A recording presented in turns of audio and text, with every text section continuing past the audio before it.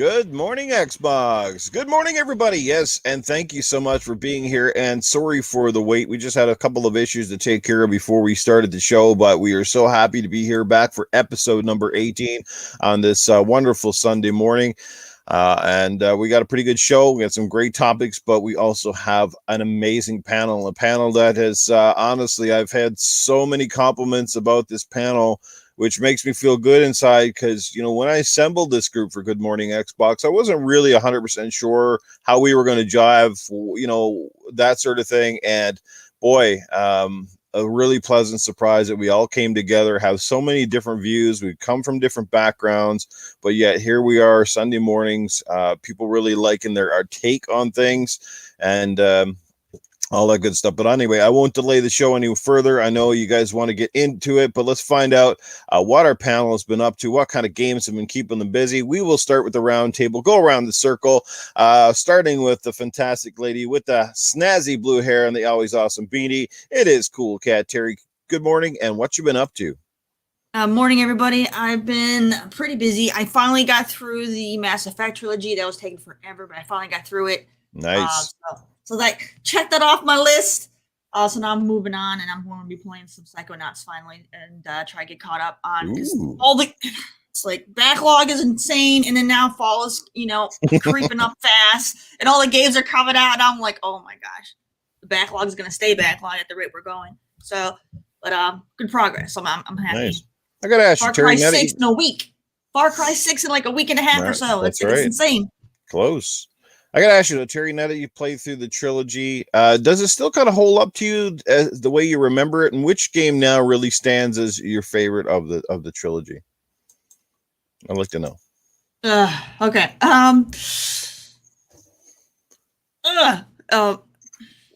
Tough question, eh? Start the morning. I always liked 3 a lot. I felt like 3 got a very bad rap just because of the debacle of the ending.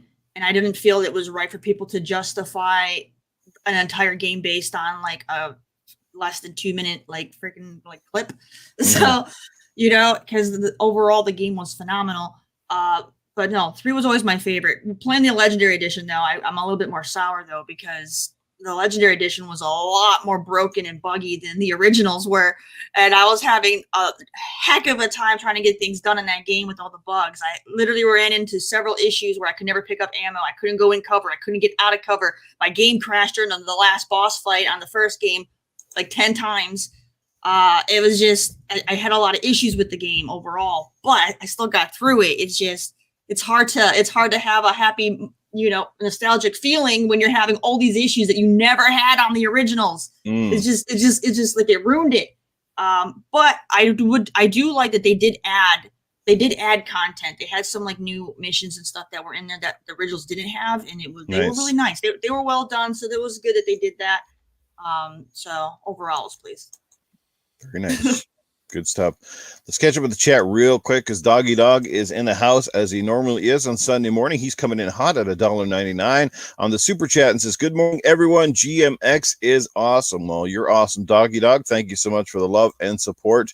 Good to see you. We'll catch up with the chat in just a minute, but let's catch back up with our panel. Let's start with this guy who always has the amazing setup and the awesome merch. It is Axle1324. Hey, good morning, everybody. It is going to be a good day today. I can already feel it. The sun is shining here. Let me look out my window. There has been this car parked in front of my house since I moved in. So over a year, never moved. Really? And finally, the sheriff's got it towed away. So I'll tell you what, the view in front of my house has improved. So that's why I know it's going to be a good week. You're going to miss that car after a while. No, I'm not going to miss that car. I'm not going to miss that. So when we were younger in our city, right, there was an influx of child molesters in our city, and all of them drove Suburbans. So the car that was in front of my house was a Suburban, so I called it the Molestomobile. And thankfully, it's gone. So I am no longer feeling PTSD trauma, I guess. So I am not missing that car. But yeah, it's going to be a great week. Special shout out to the chat. Remember, guys, you guys are the real MVP. Hit that like button. Share it out with your friends. We could really use the audience. Let's set records today, as Newf said it. Yeah, I'd love to see a record crew today. I know a lot of people come in late on this one, and that's cool. Whether you're early or late, or you get to catch this for 5 minutes or the entire show, it's all appreciated, man. It really does. But be nice to see some new faces and grow that support. You know, that's so to speak. So let's get down to the man I know who didn't have as much to say last week. But he is going to be very vocal to the hope, and that is the man with the with the upgrade from Cell Block C. He is now looks like he's in the penthouse, the seizure room. It's Eternal Shaddai. I don't think he has a window yet, though. He still doesn't have a window. No, actually, I do, and it's in this direction. But it just I don't have it open because sometimes the dogs on the neighbor's house is loose and it comes over. So I don't want to do this podcast and all of the sudden either a small dog come over here or start barking. So that's what happens. But good morning, everybody. And actually, I'm sorry for last week. It was kind of, after a week, so I was rusty. So I'm happy to be back. Oh, and also, I can't believe it's episode 18, 2 more, and we have another milestone. Mm-hmm. Speaking of back, the amazing Scrub Nurse is back in the house tonight. He's been dealing with a few audio issues this morning, but we'll take him, even if he's got to be halfway in or halfway out. Scrub's always good to have you here, brother. Thanks for being back on the show. We missed you, and yeah, man, let people know what you've been up to. What's going on, guys? Like Newf said, sorry about my audio. I've been having some serious issues with my computer. That's why I love playing console. I've said it before. If you go straight computer, you will have problems, and that's just the fact of the matter. But I'm Shots fired. Glad to be here. Glad to be awake. Glad to have you guys with us. We're gonna have some fun. We're gonna talk some games. Poke a little fun at each other. Welcome up. Get your coffee. Let's go. Absolutely. I need a lot of coffee. We call that PEBKEC. Problem exists between keyboard and chair. Okay, that's a new acronym. All right. Last but not least, yes, he's the man of much wisdom and Mr. Coffee Extraordinaire himself. It is the opinionated one, Cerebral Paul. Yes, opinion. I got a lot of opinions. Yes. Hey, everybody. Good morning. Glad to be here. It's going to be another exciting show. Can't wait to get it started. Very good. And look at that, guys. We kept our intros all less than 30 minutes. We are happy. Let's catch up with the chat real quick. Because we got some amazing people in the chat this morning. A few faces I have not seen in a while, but it's good to see them back. And let's start out, though, with our good brother, the graphic god, has graced us with his presence early this morning. I don't know what's going on, but he's actually up out of bed and ready to go. So good to see you in the chat, graphic god. We also have Casket Repair here this morning. Lost Forever is in the house already. Good to see you guys. I see we've got Cray Simmons in the house. Good to see Cray. And Cray, by the way, man, hook me up for a game. We got to go play some Gears or something sometime. We got Clement Aubert. He's in the chat already this morning. Good to see you, Clement. We got Wild Bates. My good buddy Wild Bates is in the house. So whenever you get into an Xbox party chat with this guy, there's always some hilarity that ensues. Good stuff right there. Who else we got going on here? I see Dion Lannon, my good brother up here in Canada. He is in the house. The Jinnah has graced us with his presence. What is going on, the Jinnah? Who else we got here? I think we're just about caught up. I think that's it for now. If I missed any of the shout outs, guys, let me know, because like Axel said, man, without you guys, it's almost pointless to do this. So you have no idea how much each and every one of you means to us on the show. So anyway, hit that like. Did you catch Graphic I did. God? He was the first guy I mentioned. Outside of Doggy Dog, who obviously I mentioned during the super chat earlier, who is always here. Apex is in the house. What's going on? Good to see you.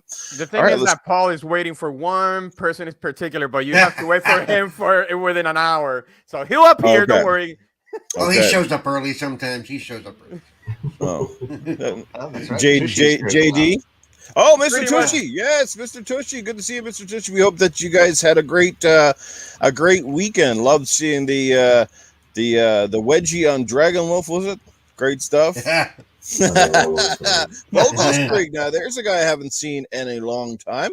Vogel's Creek, good friend of the show. What's going on, buddy? Good to see you. All right, let's let's get right into it, guys.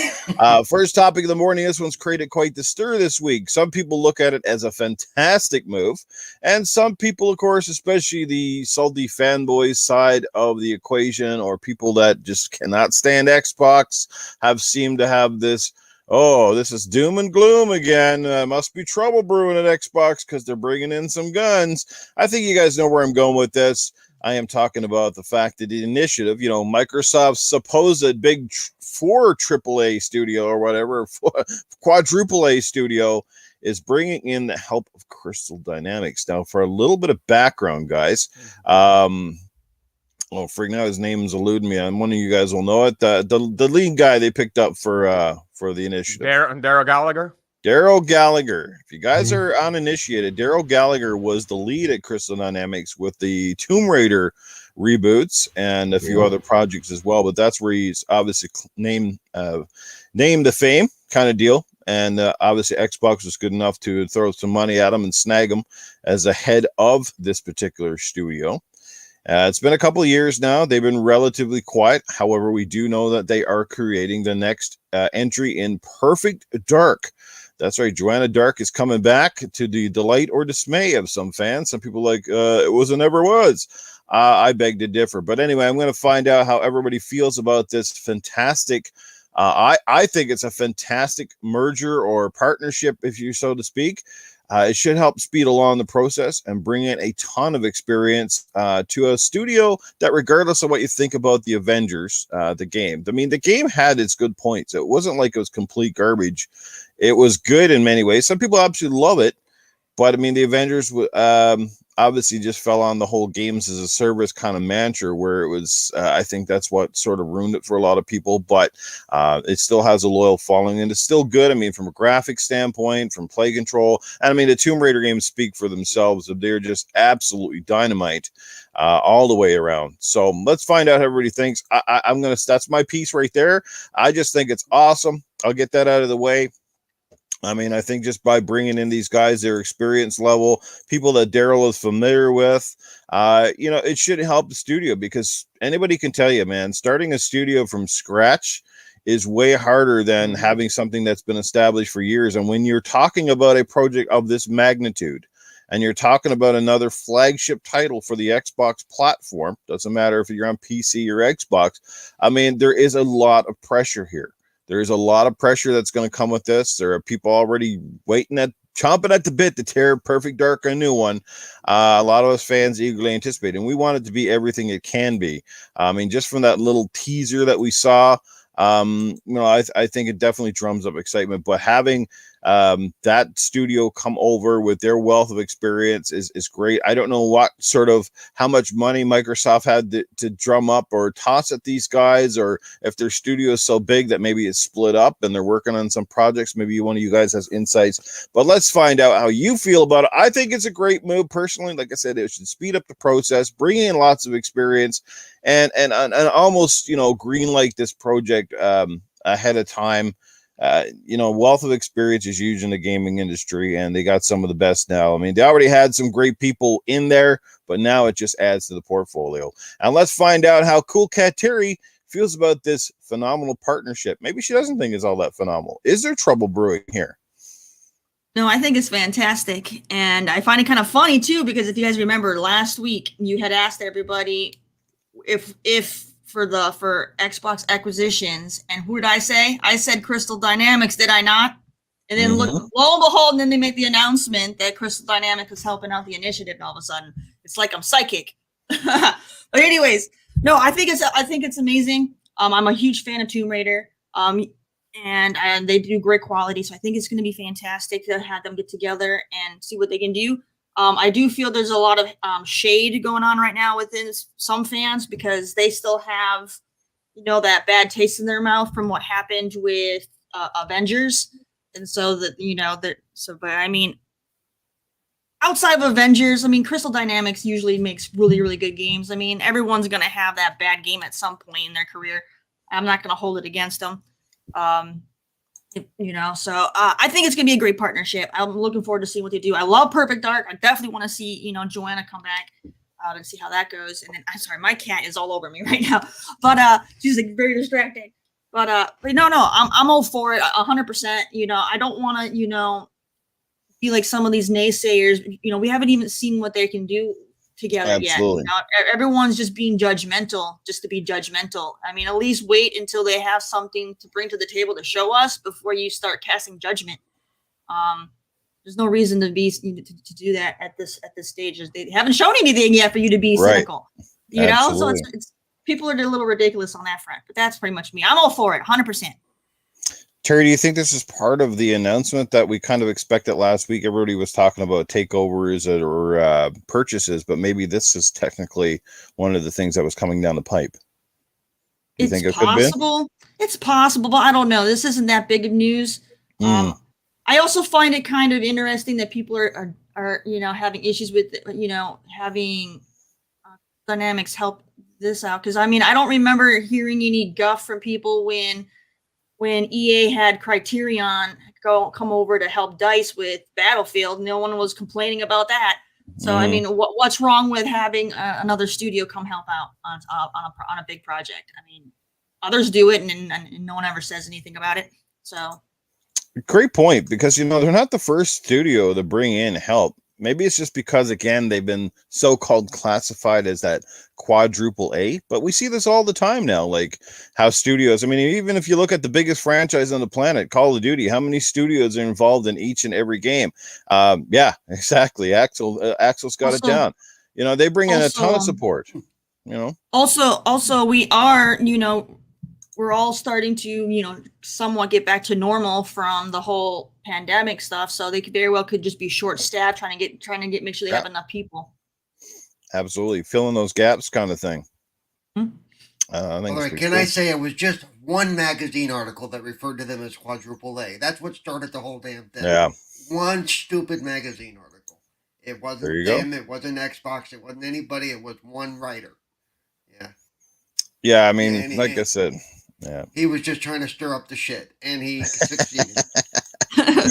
Yes, something got stirred this morning. We could smell it in the air, and hopefully it's not the podcast. But anyway, Michelle Alexandre in the chat dropping $1.99 super sticker. Thank you so much for that, Michelle Alexandre. Good to see you this morning. Hope I didn't miss anybody else. We got one coming in hard and fast from Fastback himself, the OG NLG podcast member, our good brother in the house. What is happening? He says, good morning, Xbox gamers. This is the best show to wake up to on Sundays. Coffee tastes better. Crystal Dynamics helping with Perfect Dark makes sense. Be cool. Be a gamer. Great fun right there. And thank you for that support, Fastback. I don't know. Are we the only podcast that's happening right now this early in the morning? Probably. I think so. Nobody else is awake.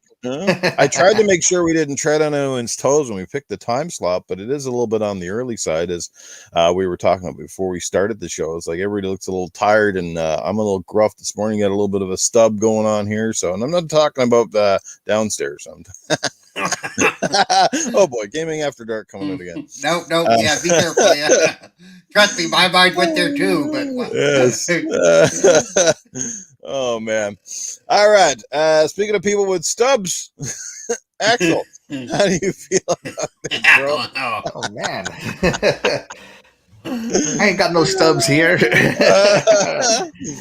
You're looking a little gruff and stubbly in the face. Oh, stubby on the beard. Yeah. No, what do you think I was talking about? Huh?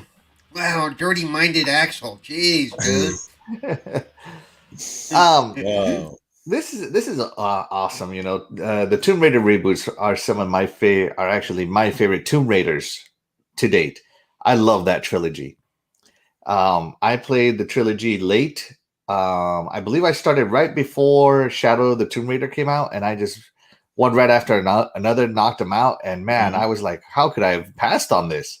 And the reason I passed on it was because Tomb Raider started to have a reputation of being kind of underwhelming, if you will, before Daryl Gallagher's reboot. Right. So Daryl Gallagher rebooted Tomb Raider successfully, which is great. He's going to reboot Perfect Dark perfectly. He's going to bring back that spy espionage style of gameplay that we just don't really have outside of Hitman. I'm very curious to know how they're going to incorporate Elvis, the alien, into Perfect Dark. It was a little over the top the game. But that's what made it so much fun for me, was that it had the controls of GoldenEye and the over the top story.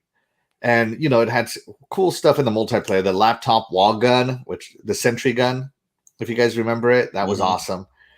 And I don't think bringing in another studio to help is anything bad. Somebody in the chat earlier said that Turn 10 and Turn 10 and Playground Games work together to bring out Forza Horizon, and that's the best racing game there is right now. Absolutely. And to point on the other side, PlayStation also brought in From Software to help with Bloodborne, which is beloved by lots and lots of fans. It's considered the best. Some people consider it the best game on that platform. Even for The Last of Us, 2,000 people. Yeah, and The Last of Us brought in people, but also my game of the year for that year for 2018 was Red Dead Redemption. They had like 10 studios helping with that, 3,000 developers, and it was a phenomenal game. Helping out is not a negative thing at all. And I don't know why people, misconstrued this and try to build a weird narrative. And like I think Newf pointed it out earlier, I think it's because the initiative was touted as quadruple A. Only one magazine might have gone with it, but I know that it was the HR person doing a recruitment on a LinkedIn job posting is the one who said, "Oh, join a quadruple A team." It might have been a typo, but that's where it first came up. So it might be that people expect something from a quadruple A team, but they're only up to 70 developers so far. I think you need to have something like 10 years experience to even apply at the initiative. Like, you got to be already well honed in your craft to work at the initiative, and it's hard to get a studio of 200-300 people going with that kind of experience.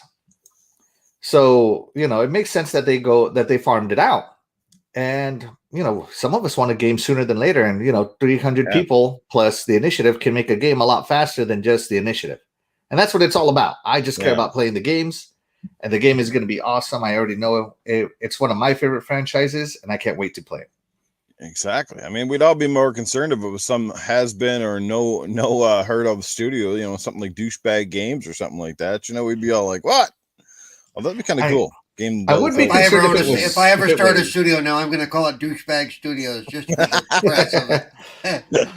If I'm being honest, there is one studio that to me has not made a good impression on me so far. That is a support studio / side development studio, and that's Sumo Digital. I'm just not impressed with anything they have really tackled so far, in my opinion. But Crystal Dynamics, I love Tomb Raider. They've already impressed me. Absolutely. Good stuff. All right, 2 solid opinions so far from Coolcat Terri and Axle on this. Let's bring in Shaddai. How do you feel about this partnership, Shaddai? You look like a kind of guy who's loving and appreciating partnerships. Not that type of partnership. No. No, actually, I'm all, I accept that.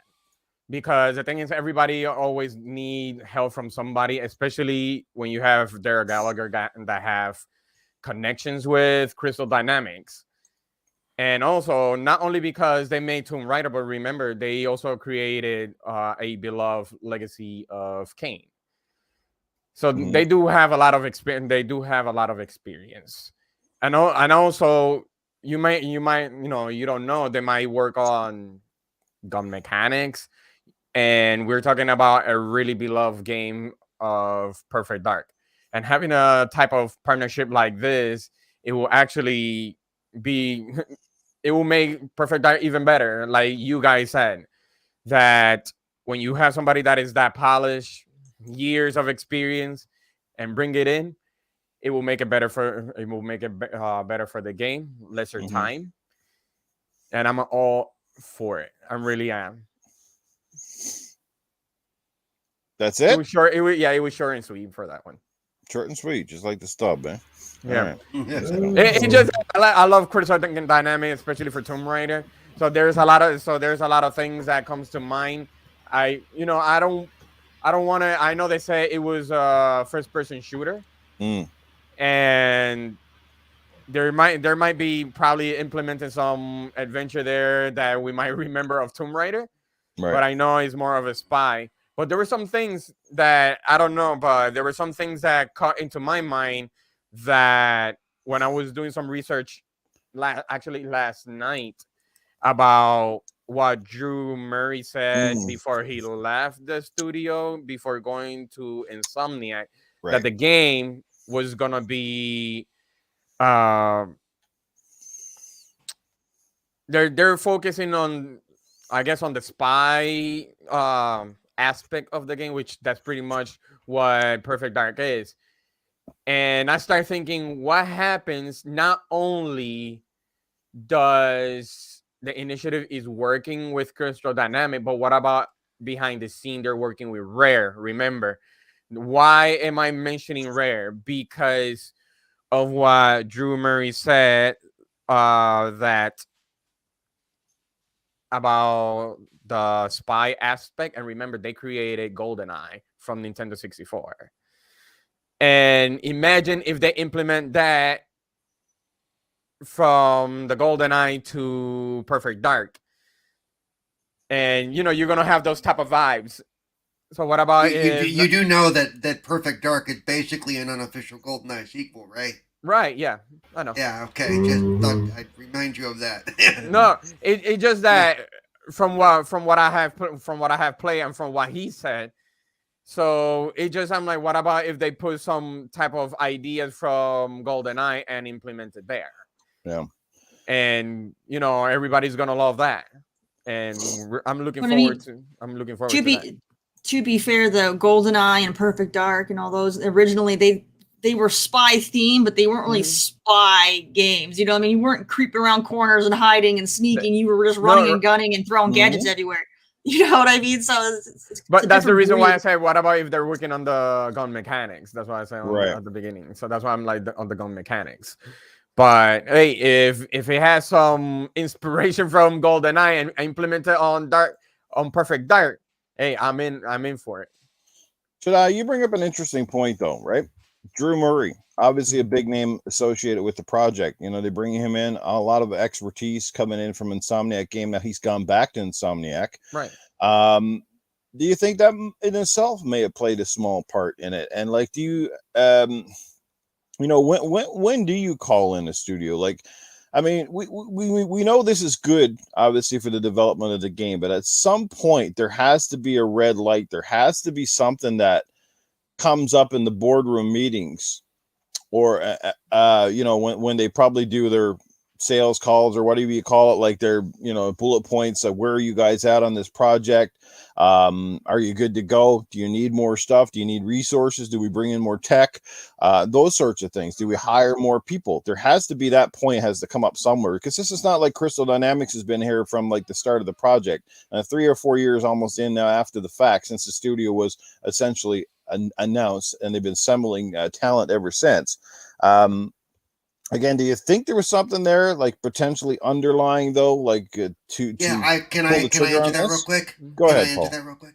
Yeah. I think that they ran into a problem, and the guy running the initiative said, "Hey, I know these guys that can help us with this, so let's bring them in to help us get Mhm. past this hurdle."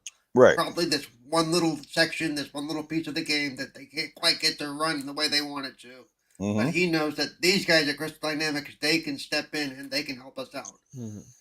Do we even know yet? We don't know if it's going to be a first person shooter, if they're going to go third person on this one, We right? really, yeah, we have no real We information. have no Yeah, clue. they Do you haven't guys think it's announced possible If that anything. they could do both? That they could do a first person option or third person to kind of please it's fans of everybody? Is that it possible, you it think? it's totally possible. I mean, Elder Scrolls does that, and so Yeah, it's Elder totally Scrolls. Mhm. possible. So I think that's possible. And honestly, if they want to go more for like a sneaky stealth option, you can't really do that successfully in first person. Mm-hmm. You need to be able to see where you're in cover and look around. So you need third person for that to work. Splinter and Cell. and, and a lot of programming goes into those switches between Mhm. first and Mm-hmm. third person. It's not just just change where the graphics point of view is. There's a lot more that goes into Right. We'll come back to you here, Paul, but let's jump in Well, with Scrub Nurse here. it. Uh, yeah, I think if they decide to go first or third, they need to choose one. I would rather than choose one, uh, take all the bandwidth of trying to make the game bigger than what you need it to be.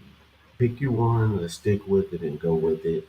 Use that extra manpower and brains to fix whatever you need to fix if there's a problem. If there's not a problem, then just to help move it along a little bit faster. Now, if I feel like you're ahead of schedule and you still be able to put stuff in there because you have time, okay, fine. But I would not make that a priority of trying to do first and third. Pick you one and go for it. It's a nice novelty to have it extra. But I think sometimes when you cater to everybody, try to put in everything in the game, you start messing up your core part of the game because your game does not have its own personality because it's doing everything to appease everybody. So, and wherever you do, every game's not for every gamer. So, What would you I prefer? uh, I would prefer keep it like it's been going. Mm-hmm. If you want to change it up, fine. There are games that Xbox and Microsoft are putting in that are coming in under their umbrella that are going to be third person. If you want your third person, do it that way. We already know there's plenty of games that are in first person, so do it that way. I don't think because there is a loud minority, which it is a loud minority. It's not a majority of people going. I want Xbox to have games exactly like PlayStation has that are third person cinematic story driven games. Yes, you hear people say that on Twitter because they have their Twitter page and they have their following, so that gets out more. But you don't have the vast majority of Xbox players saying, give me third person, over the shoulder, blah, blah, blah, dot, dot, dot. So stick with what you know, stick with what's good. And I think that's what's good for them bringing in Crystal Dynamics. They know this game. They still have people there that have the roots of it, and they can help you. That would be just like if 343 had the ability to say, "Hey, let's bring half of Bungie in here to help our game." Would anybody complain about that? No, Hmm. nobody would complain about that. Oh The boy, common just imagine it. denominator, yeah, Just the imagine common, the comments if that happened. Yeah, Oh the man. people would complain. Oh They would boy. definitely complain. yeah, They would definitely complain. the common denominator in all of this is Xbox.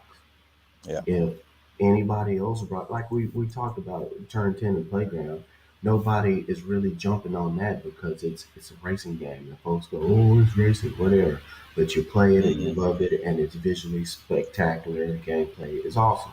So Hmm. but PlayStation does it.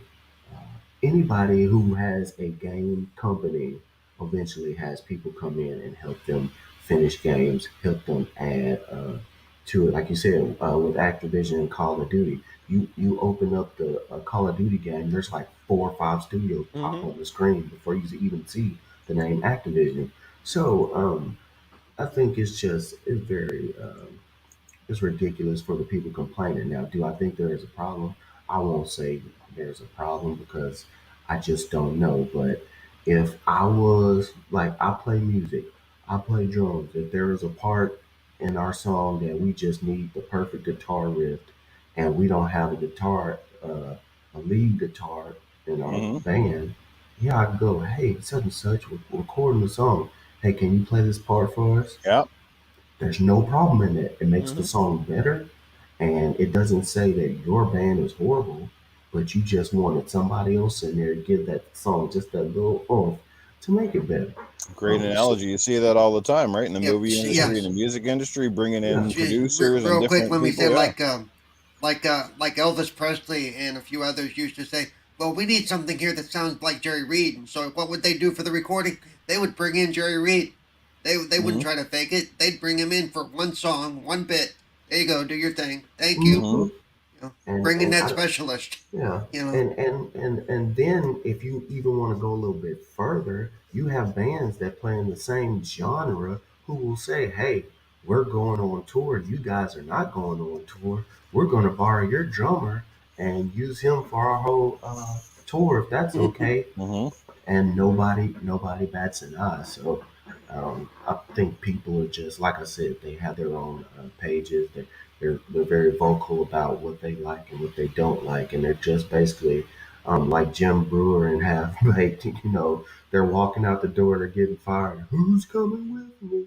Who's coming with me? You want somebody to follow you. Just if you don't like Who's it, just say you don't like it and chill out. Yeah. I think it's some overhyped drama, but I am excited to see what they will show next. Well, I just think it also shows Microsoft's commitment to making sure that, you know, the game comes out and it is first quality, you know.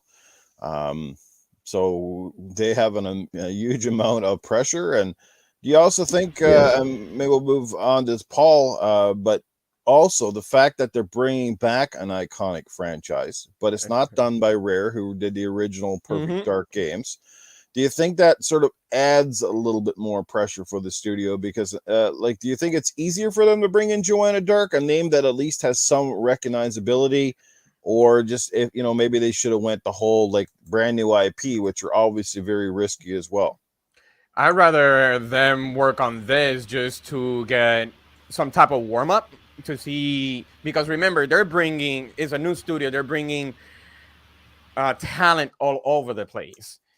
And you want at least something, an existing IP to actually, you know, show what you got, what does the initiative have to show to the people. And like you were saying, you know, they have Rare, they could contact Rare to get all sorts of information on what made Perfect Dark pretty much, you know, iconic. And as much as they have plenty of information and, you know, and all that, they could bring anybody that they want. You know, they could bring anybody that they want, for, like you guys said, to bring that oof there. I know Scrub was like, he doesn't care about first person, third person. Sometimes it's like you said, just keep it like that. Just keep it first person. If you make it third person, it might feel kind of weird. You might change the formula that is actually Perfect Dark.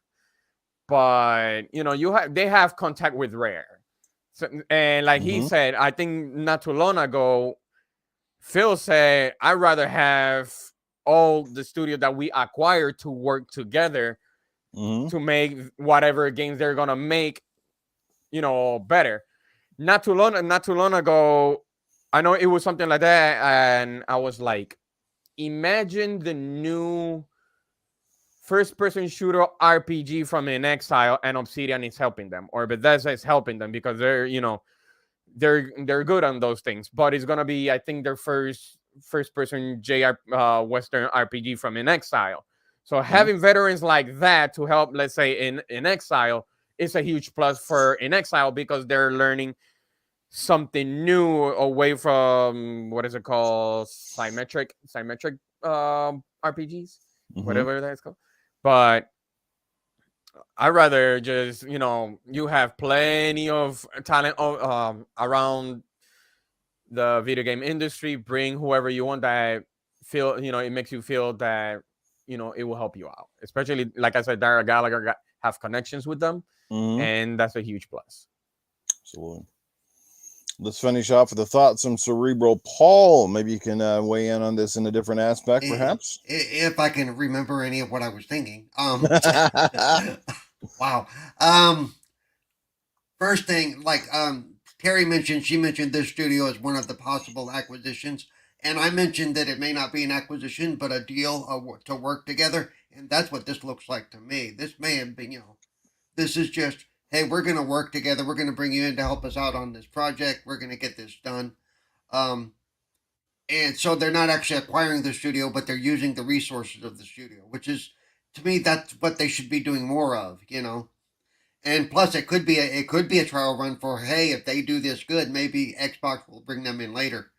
You know, who knows? Well, Michael You know, 'cause- Chiricello in the chat says, does anybody think this is a prelude to Microsoft purchasing Crystal Dynamics? We heard odd rumors. You think that is a possibility? They have to talk to Square Enix.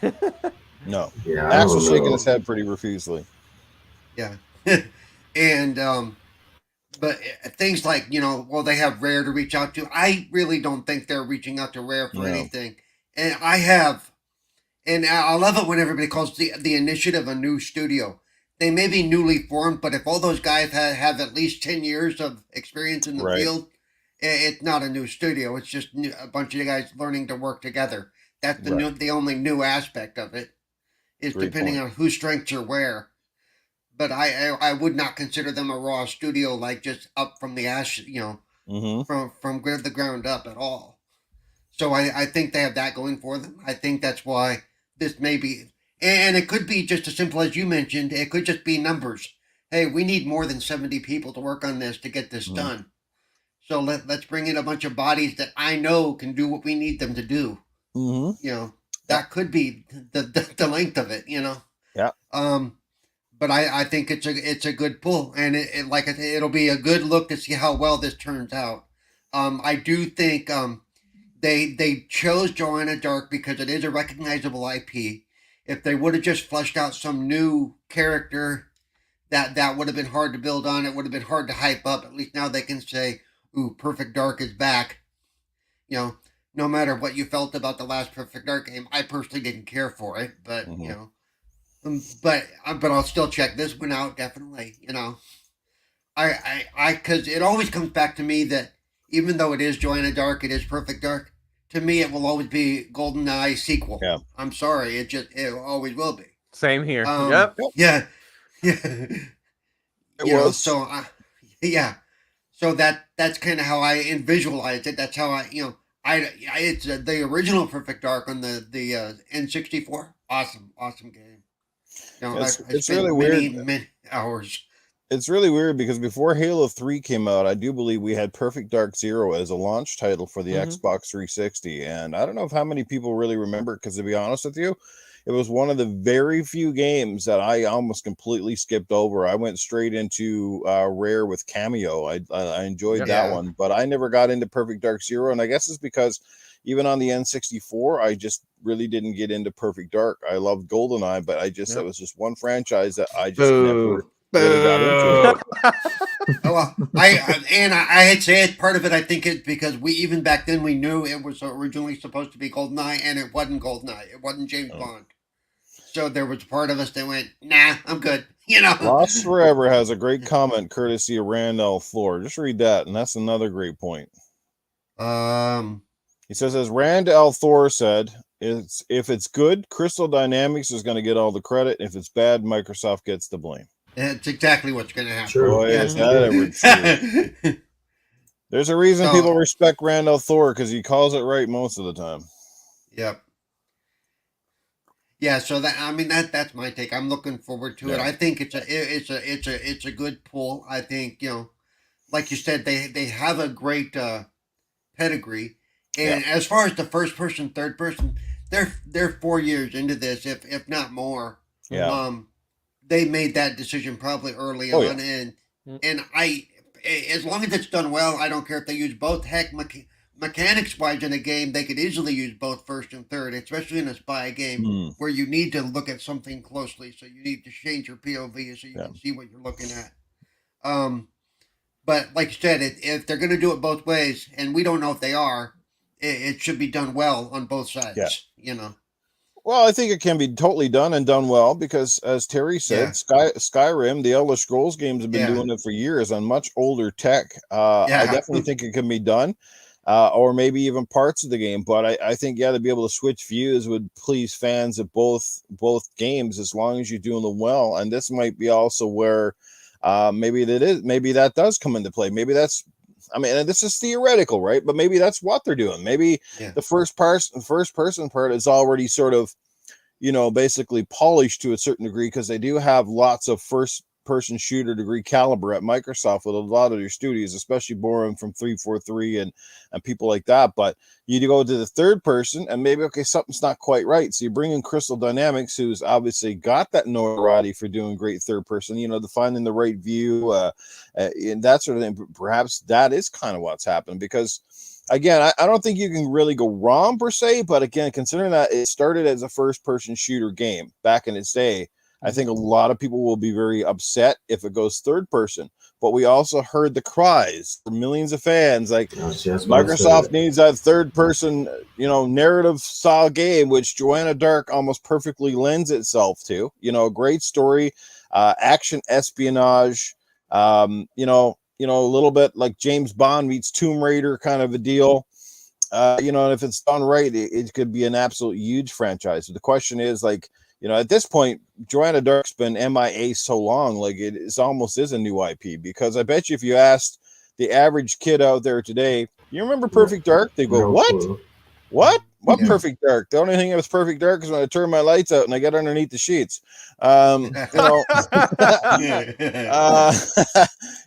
the rest of us, we know what it is, but does the average gamer know? Even the average gamer mostly knows about Halo, because Halo is a pop culture phenomenon. You see the toys, you see the licensing, you see, the Master Chief showing up on cans of drink and stuff like that, which is interesting, by the way, because remember last year when Halo Infinite was supposed to come out, not to get off topic, but they had a partnership with Monster Energy drink, and Master Chief was on the Monster cans. Guess what? He's now on Rockstar cans. Yeah. And Dr. Pepper or Pepsi or whatever it was, it was all over the place last year. Yeah, I'm upset that they don't have the Mountain Dew going on. Yeah. Call of Duty. I'm upset they don't have the Mountain Dew Double XP Doritos. It's always been Mountain Dew Doritos Double XP. Somebody back in chat mentioned they wish a James Bond game was coming out in conjunction with the movie. There is a new James Bond coming out, but it's not coming out till next year or the year after. And it is a non-movie story. It is a brand new story. So. Yep. And I will say, Newf, real quick on that. Go ahead, brother. First and third person. There have been games who have changed their structure from a third person to a first person, like Resident Evil, and it came out great accolades. So I'm not saying that it can't switch and not be good. I'm just saying, you pick one and go with it. Like I said, I don't mind if you put both, but don't be that as the main focus. We've also seen games that are first person and it goes into third person, and you hack a camera system in a building, and then you got third person going on then. So a little bit, it's more top down, but there's different ways to do it. I'm pretty sure with the people they had, like Paul said, you got to be 10 years in supervisor. I think you got to be almost 20 to be a manager. So they have the people to know and the know-how. So we'll just have to see what's going on.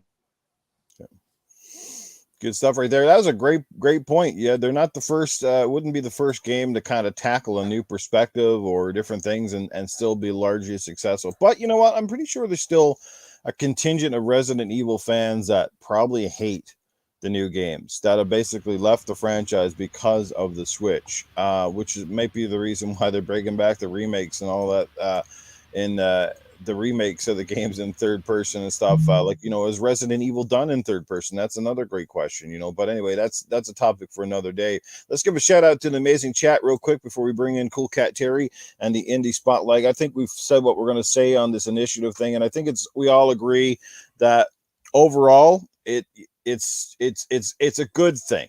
Yes, it might come out of the fact that perhaps you're behind development in certain parts, and fans will take that, of course, and the fanboys will take that as a negative and run with it and create a whole bunch of crap that doesn't need to be out there. But that is the industry that we live in right now. So let's catch up with the chat real quick, because we got General Spartan in the house. We got Matty Burns here. Nix is here. Dark Queen Gaming. What is going on? We see HTK has crept into the room. Boogeyman is here with us as well. What is happening, Boogeyman? I knew I smelled a masshole in the room. Yes, masshole is here. Getting ready to go. We got Judah in the house. What's going on? Mario 187. What is happening, Mario? Who else we got going? Pong Soul is here. Yes, the other man who gets up bright and early to do a podcast is Steel Rain. Check that one out every Saturday morning. That is another great podcast there.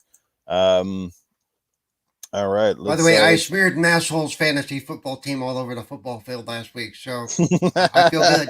Oh, man. Jimmy is out. Yes, and that is Living Split Screen Podcast, guys. The Living Split Screen Podcast. Sorry about that. Hey, Timmy, what's going on, brother? How you doing? Tushy Gaming's still here. Yes, Pong is a legend. Pong has been making a lot between him and Cerebral Paul. They might be up for most podcasts in the last 6 months. I'm pretty sure. Definitely giving Boomstick some competition. Paul went from doing the odd one to Paul. You're like officially now on 4. Yeah, 3 or 4. I lose track. Damn. Paul, he's eventually going to go, you know what? I don't have time for gaming anymore. Between listening to podcasts and being on podcasts. By the Actually, way, if you pay attention, I do game and podcast at the same time. Yeah, that when is I true. have my screens on. Yeah. By the way, I enjoyed the little throwback you with the curly hair the other day. You were featured like on that, a magazine. That was a 70s perm. That was my that was my Brady perm going on, actually. Yeah. Was that actually, were you featured on Gaming Dinosaurs? Is that the magazine? Actually, the whole idea with the perm is because we would have to do a lot of stuff for March of Dimes. Yeah. And it was easier to get up and kind of pick the perm out than it was to deal with my long straight hair. Mm-hmm. Nice. That's good. I love seeing those things. I love seeing those old pictures of people like, gamers and going way back and their old retro collections and early gaming pictures. It's always great. Hey, look who's in the chat. I knew I heard that man with the voice. It's 108 Dragons TV, aka Lemon. What's going on, brother? How are you this morning? Good to see you here in the chat. We got to get him on our podcast sometime. He was dynamite on Gaming After Dark. We look forward to having him back. All right, let's get right over to Coolcat Terri, shall we? And the indie spotlight for today. I'm sure she has another gem for us. Take it away, Terri. All right, everybody. I'm going to show the trailer really fast, and then I'll get into talking about it.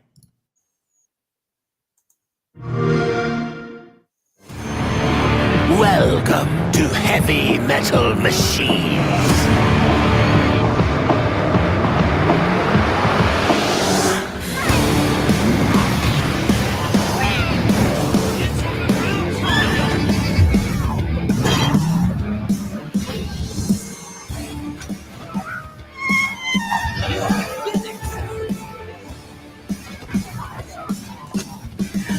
Breather. The guy who did the welcome sounded like Mark Hamill as the Joker.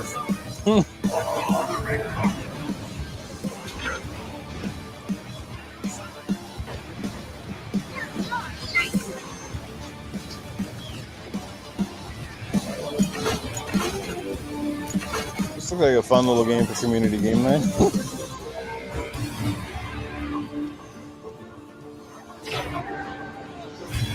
Oh, look at that little Rocket League action.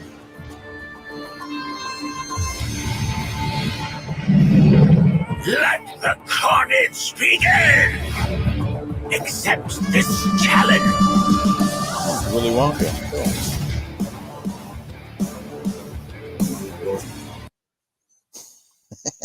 All right, so Heavy Metal Machines. Now, this game I first got into I think it's like 5 years now. I got into it like 5 years ago when I met the developers in person at TwitchCon. Long time ago, and they were just so passionate about this game. They're just a small little indie developer, Hop On Studios. They're based out of Brazil. Small little dev that had a passion for a game, and they put this together. So the best way I can think of it is if you're fans of like Micro Machines back in the day, or like RC Pro Am, Yeah. you got your Rocket League, you got Twisted Metal. It's like all jumbled up into a MOBA. It's insane. It's a lot of fun to play. You have your different classes for your cars between support and speed, and everything in between your tanks and whatever. So there's strategy involved. It's a lot of good fun. And each car character, whatever you want, each one has like their own theme, their own set. They have their own soundtrack for each character as well. So like one of my big draws, I'm a big fan of metal. So having the different songs just for each different characters is great. It's a lot of good fun, and it's free to play, so there's no excuse that you can't afford it. All right, so it's free to play. Go ahead. It was on PC for the longest time. They finally brought it to consoles, so now you can go ahead and play it on Xbox or PlayStation. And they added cross-play, so now you don't have to worry about anything. Free, and it's got cross-play. Check it out. It's good fun. I really enjoyed it, and it's definitely one of those games that has a very devoted fan base. They're very, very friendly. So if you're new, and if you're a streamer, if you're new, they will come to you and they'll invite you in and they'll play games with you and everything. Like they're fantastic. Great community. Mm-hmm. Hey, how many does the multiplayer handle? Coolcat Terri. Well, you have the 2 teams. I think it's 4-4. Looks like 4. It's either 4-4 or 5-5. Mm. I can't remember. But Newf, I think we found a game for next week because that might be fun. Yeah, even Fastback says great game for game night. There you go. I found something here. Yeah, it's really really fun. It's new. chaotic, and you don't just drive. And there's certain sections on the track that if you're holding the bomb, if you drive into it, it makes you drop the bomb. So you'll like fumble. So you have to try to avoid it, and so other people are going to try to purposely push you into those areas and stuff, and you got to go get health, and it's a lot of fun. Lots of fun. There you go, guys. Another gem this week from Coolcat Terri, and she definitely goes out on a limb with this one. First time featuring sort of an action racing game.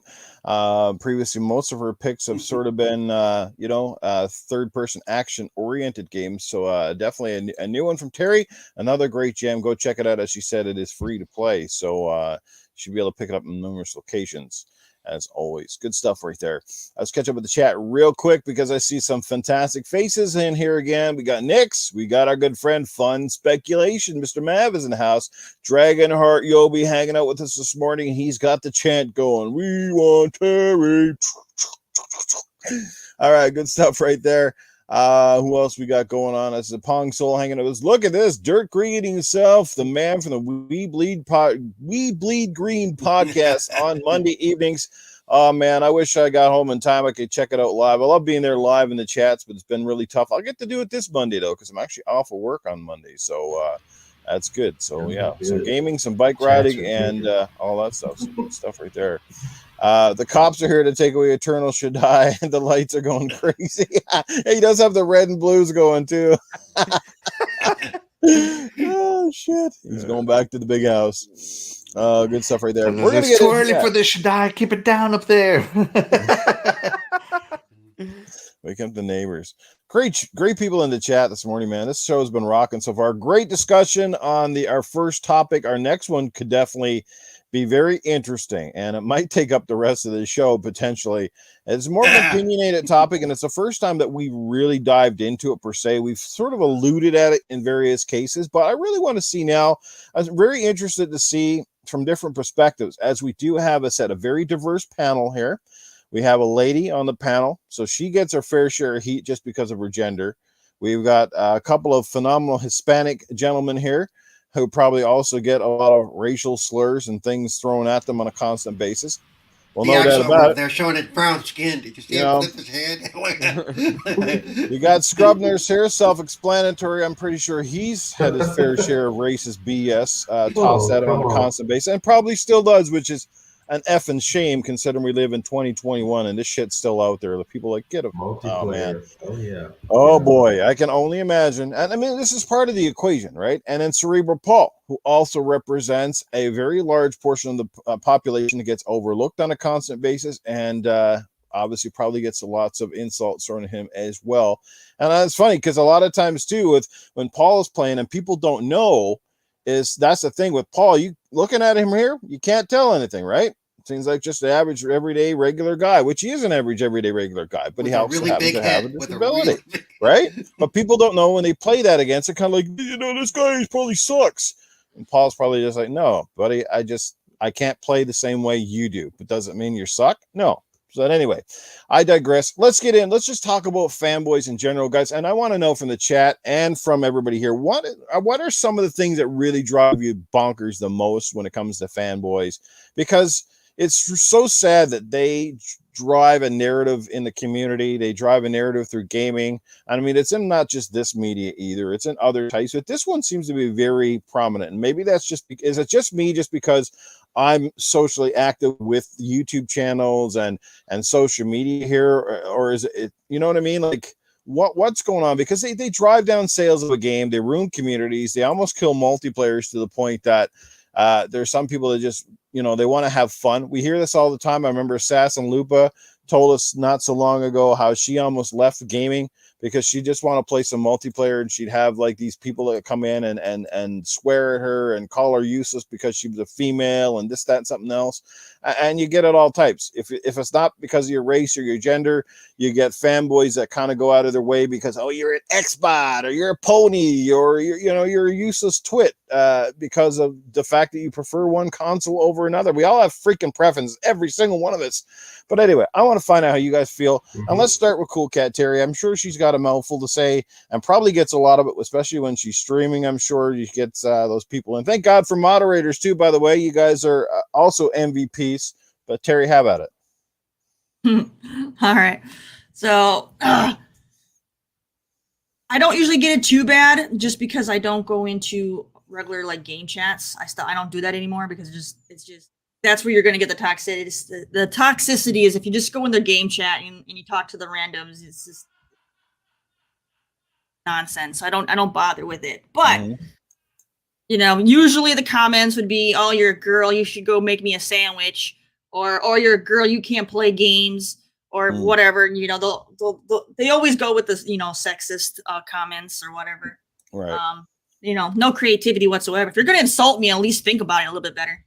But the biggest pet peeve I have though when it comes to like fanboy stuff is if they get too many for a specific game, they also have to play very toxic and it ruins the game. I'm sure we've all been there where we've had games we've absolutely loved to play, but then game after game after game, you get in with different groups of people and they all play the same, and it's just, and they spawn camp or they just play in a very toxic manner to where you just don't have any fun. You don't want to play anymore. They ruined the game. You don't even have to talk to them. It's just the way they're playing is just ruined the game because they're just being jerks on purpose. I'm sure we've all been there. I hate that. Like I can tune people out and I can mute them and I don't have to listen to them, say their crap. But when they start playing like a bunch of jerks too, it's just like, now you're ruining the fun for everybody. Like there's no I play in the game because I want to have fun. And some people just want to just jerks all the time. And it's just like, why? Yeah, Axle. I can't stand it. I can't stand that. Player hate the game. It's not any fun. Some people just want to do their own thing, and there's no reason to be a griefer all the time because some people just don't want to deal with that. There's the gamers that want to do that. Then go grief the other griefers, and you guys can have your ego trip and have fun, and leave the people who want to be left alone. And stuff, because after a while you start to become a bully, because then you become the bully. It may be funny for the first time, but if you keep chasing them, now you're just a bully. There's no reason to do that.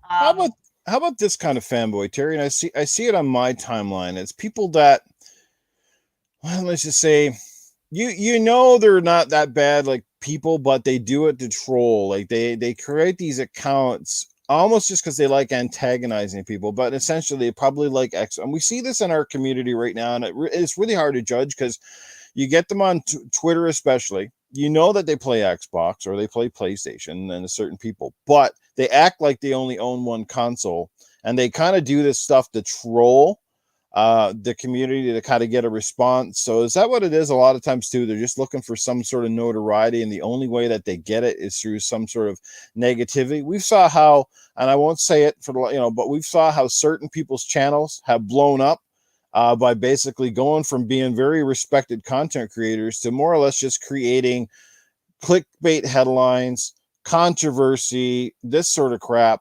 Do you think that's part of what it is too? It's almost like they're creating their own false narrative for themselves. People are attracted to drama. Even if they don't like what the drama is, they want to see how things are gonna end. It's all about the drama. That's what it is. They're like, oh, this streamer has a gripe with this streamer. Now they're, fighting on Twitter. Now we're going to go and see what they're doing on their streams with each other. It's all about the drama. They don't care about the people. They're there for the drama. And that's why those channels grow. It's just the drama. But yeah, no, I don't like that kind of stuff. It shows that you don't have character. And why would I want to associate with some people who don't have character? Mhm. You know what I mean? Because if you're gonna, behave like that just so you can get more views, then you're probably not a very good person in real life. Right. Which is someone I wouldn't want to associate with. Mhm. So It's funny though, because like to some degree, I created this. Like, if people say who's the real Newf Nukem, do you guys think it's the guy that's on Good Morning Xbox, or it's the guy on Gaming After Dark? The answer to that is quite simply, Gaming After Dark is more me. That's really who I am. This is the toned down version, and I do this because I wanted to have a podcast that could appeal to more people. Just because I think that's good for me and my brand, but also good for all of us, and good for the chat as well. Get up on a Sunday morning, and again, listen to a podcast that at least 95% of the time keeps things pretty straight and narrow, sort of thing. So, but anyway, I'm getting off topic, but yeah, no, but they definitely do that, and like I said, there's all sorts. That's the key. But yeah, who wants to jump in there next? Yeah, go ahead, Terry. I have one more real quick. Yeah, and go then for it. my other big pet peeve when it comes to fanboys is when they have to fight to the death that their favorite game is the end all be all game and that no other game can compare. And I'm like, everybody has their own taste in game. Just because game A is your favorite, Yeah, and you don't like game B doesn't mean that game B isn't, the best game ever for those people. You don't have exactly. to, just everybody has different tastes. Just because they don't align with yours doesn't mean it's instantly trash. Mm-hmm. You heard that, Axle? Terry's coming for you in Halo. I feel attacked already. It just amazes me too that they talk on these social medias as if and Paul, I think we said this before when we talk about development, they talk on these social media platforms as if they absolutely were on the ground room floor when these games are being made, and they know everything that's happening in those boardrooms and at the development level. They act like armchair developers, and they have no effing idea the amount of work and the technical restraints and the things that those guys have to deal with. Terri obviously knows from her own personal perspective, like just developing small level is tough. It is no easy task. It requires a lot of dedication and a lot of planning and all that stuff. But yeah. Yep, I decided a long time ago, like 99.9% of the podcasters and people on my feed have no clue what they're talking about most of the time. And I'll put my hand up. Sometimes I don't either. And I don't mean that to be offensive. I mean, from a technical computer guy kind of standpoint, you look at it and you kind of go, "What the hell, dude?" But at the same time, I try to be polite about the whole thing. I don't try to get in anybody's face about anything. Yeah. I go out of my way to not be toxic, because it'd be very easy for me. Like you said, that Gaming After Dark is closer to the real Newf. Trust me, you've all been in chats with me. You know, the Gaming After Dark is also closer to the real Paul. Yes. You know, I've got a mind so deep in the gutter, I'm below Newf half the time. Yes, that's true. He has a great comeback. But I learned a long time ago that in order to survive in this world, you have to be civil. Yeah. So that's you have right. to pick and choose your fights. That's Since where I'm talking, can I go ahead civilization and talk comes to the subject? Since I'm already let gabbing, me let me come right back to you. Let me get these super chats out there real quick. Caper Grant is in the house this morning. What's going on, Caper? He drops $5. Morning, everyone. Well, good morning to you, Caper. Good to see you, brother. We got to play some games sometime soon. And our good brother Lemon, he comes in hard and heavy with a $5 super chat, and he sums it up very, very directly. Social media has given the miserable clowns a voice, and as a community, we need to use that. The block buttons unite. They don't have an audience. Facts. Yes, that's just it. They're only as big as the time of day that you give them. A block, ignore, move on, all that good stuff. So go ahead, Paul. Okay, I was going to say, like last week, some of you saw I posted on Twitter, and it's true. If I see nothing on my wall from you except for what would be clickbait or the term pony or whatever or Xbot, guess what? You've been blocked. Okay, I'm not even playing anymore. And if somebody shares something they think is funny, but I think crosses the line, I don't necessarily block the person that shared it, but I will go to the account that posted the original meme or whatever, Mhm. and I'll block it because I don't want to see that crap on my wall. I'm tired of it. If you wanna talk legitimately about an issue you have with a game or whatever, that's fine. But if you're just gonna say Xbox be like or ponies be like, I'm not even gonna play that anymore. I'm done. It's depressing and it's and it just sucks the energy out of the room. Yeah. Every announcement doesn't need some kind of cornball response. Mm-hmm. So just if you want to discuss something, we'll discuss it. But if you're just going to be a dick, don't do that. The other thing is you were talking about. I don't tend to get any more the, oh my god, you suck. Usually because if I'm in a party and somebody does that, Yeah. the rest of the party jumps on their ass real quick, and Yeah. I just have to sit there and smile and go, yeah, I'm gonna let you guys deal with this one. Yeah. Every once in a while I'll get Yeah. a. Do you want to tell him or should we? Well, it's funny because in our community game nights, it's great that you brought that up, Paul. Like we've had instances in the past where people have jumped in the party and they jump in the party and then they start talking about specific podcasters. And we kind of made that an unwritten rule. It's like, don't become that of which you hate. So community game nights about having fun with people in the community. It's not about coming in to voice your issues with such and such or such and such for whatever reasons it might be. Like we don't want to hear it. We're there to have fun, and it's just amazing how those discussions can ruin that atmosphere that you get going. And we've had to kind of like you watch when people jump out of a game sort of all of a sudden in a hurry, you kind of know that something went down and it's not good. Should you call it out? I'd say 90% of the time perhaps you should, and sometimes it doesn't. But and it happens, and sometimes there's nothing more awkward and weird than that douchehead that gets in a podcast What's chat really and says bad, something weird. it's happened with the podcaster that they're talking down about is in the game chat with us. Okay, they didn't bother to look to see who was in the chat, and they start talking shit. And you're like, oh, dude, he's right here. Yeah. Yeah. Anyway, have at her, guys. We're just going around. We won't even go the circle. Whoever wants to jump in, have your 2 cents. I want to hear from everybody here because this is an interesting topic. All right, I'll go next. Go, Axle. Because I was there during the school bus console wars. Sega versus Nintendo, and even though we would talk smack about each other's consoles, we were still at each other's houses playing it. I mean, and that's all it ever was friendly banter.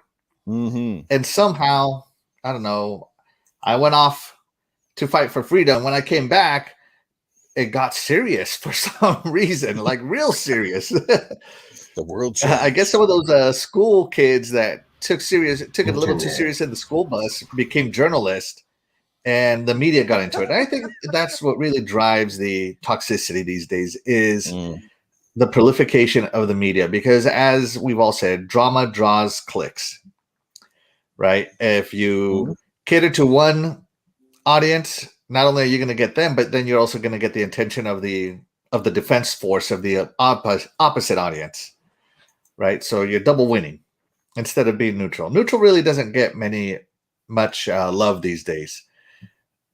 But as far as me, there's a saying, birds of a feather flock together. I don't really talk to those people, engage with those people or anything. If I see them on my timeline, it's usually because somebody I follow is engaging with them, or because I watched a YouTube video and they referenced them directly, and I'll go and, curiosity killed the cat. Here, I'll look at it, but I don't really engage with those kind of people. I don't really have any of those types of friends in my actual circle of friends. That's not the type of person I like to be. To me, now that I'm older, I don't have the energy to be angry anymore. It's just a waste of my life. I don't want to be angry. I don't want to be fired up like that. I want to be happy and excited and have a positive outlook in life. It's different. A lot of people, having been in a depression before, it's very, very, very difficult to come out of it. And one of the best ways to look at coming out of depression is see who's around you. You are a reflection of those who are around you. They influence you. If you are around people who are always negative Nancy, always doom and gloom, always, the fear, uncertainty doubt kind of group, that's who you are going to become.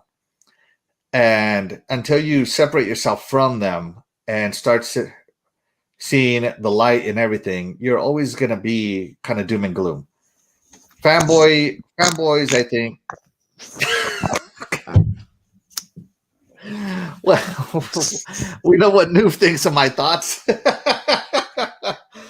And then you put that thing back on your head. Oh my god! If Newf is down with pink eye, we know why. Hey, look at that! We threw him off a show. You did. You threw me off the top. The fact that he had to make sure we heard it. Okay, that just Oh my lord! That's how you're breaking up a show in the morning. I lost my train of thought completely. That derailed me 100%. All right, I'm done. Anyways, yeah, just be positive, people. Surround yourself with people who love gaming, who are there for the games, and don't pay any mind to the people who bring you down. They're just not worth it, in my opinion. Nope, I think you should change your gamer tag to Gaseous Clay or something. Okay, I'm just. And I tell you, Newf just nuked this entire podcast. It's very fitting for his username. Hey, I even seen Terri laughing. I was good.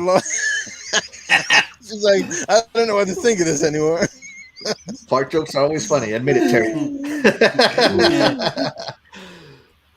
No matter how old you are, if you're a man, you're always a 12-year-old boy when it comes to farts. Okay. I'm an asshole that's spoken. Yeah. All right, go ahead. Sorry to throw everything off the rails there. No, it's all good. You gotta be lighthearted sometimes when you talk about a subject about jerks. But what I will say, dealing with two different things.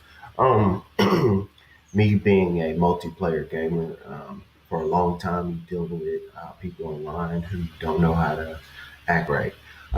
As far as internet, people have been jerks, just like people are jerks in real life.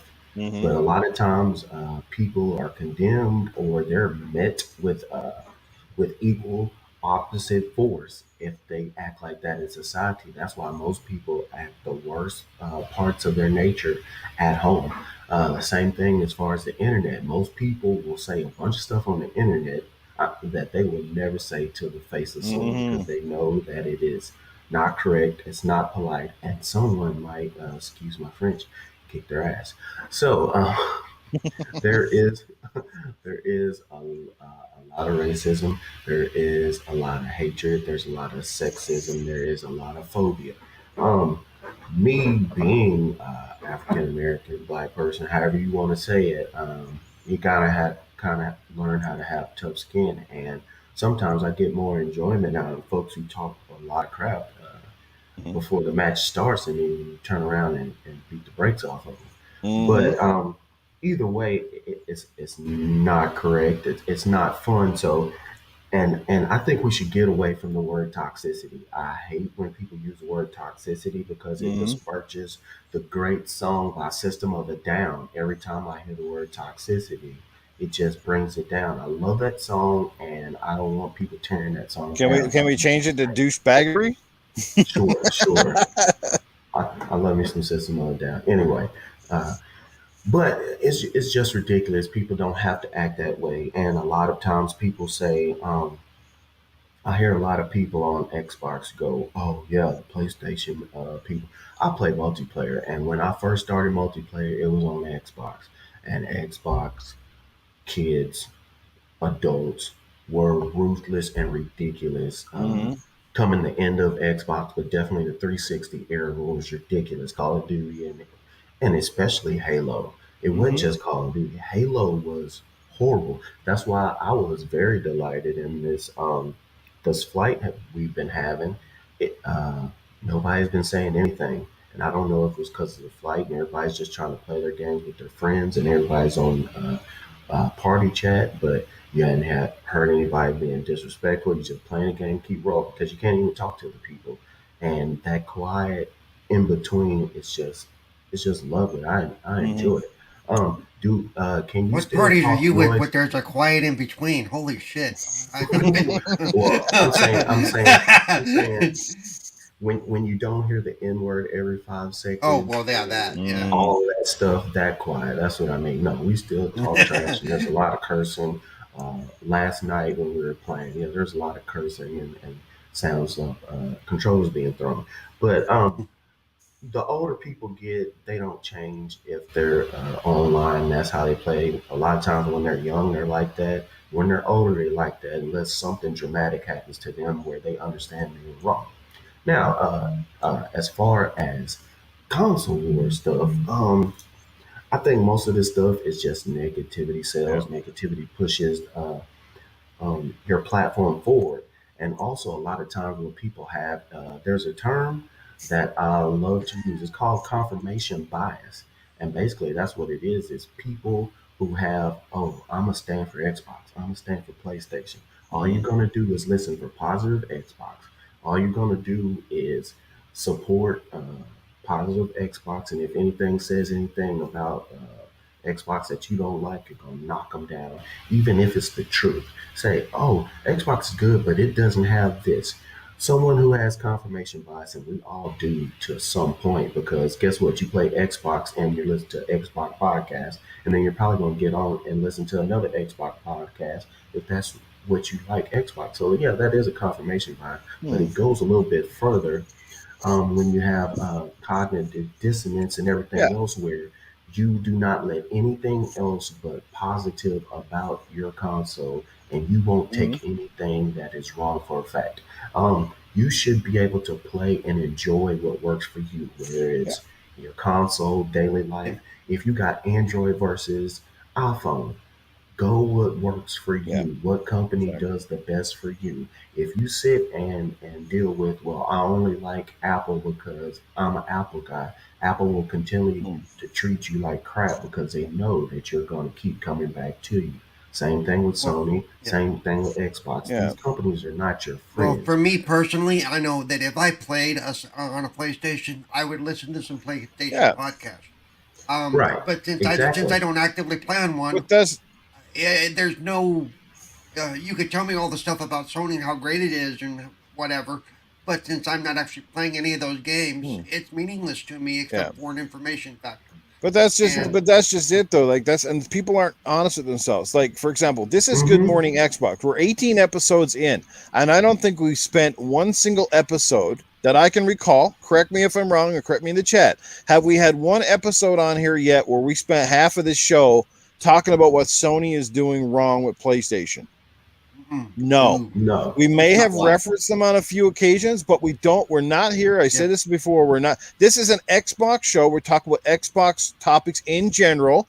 Oddly, we'll use the other competitors for sort of reference points, but we don't spend this half of the show going, PlayStation sucks, or this, that, and something else, or it's not as good, or that's not what we created this for. I'll admit that I'm the one who tends to bring it up as a criticism, but I usually can back what I say, and it's not being fanboy, it's just talking facts. Right. Exactly. And I have a PlayStation. Most of us and those in the chat play on both, so it's you know. I can't seem to find outside of the trophy room with Mr. Badbit. I can't seem to find a lot of maybe even the PlayStation Bras. Shout out to PlayStation Bra, where they actually do PlayStation podcasts that solely focus on good things that are happening within the company and the brand, and not just like you get these.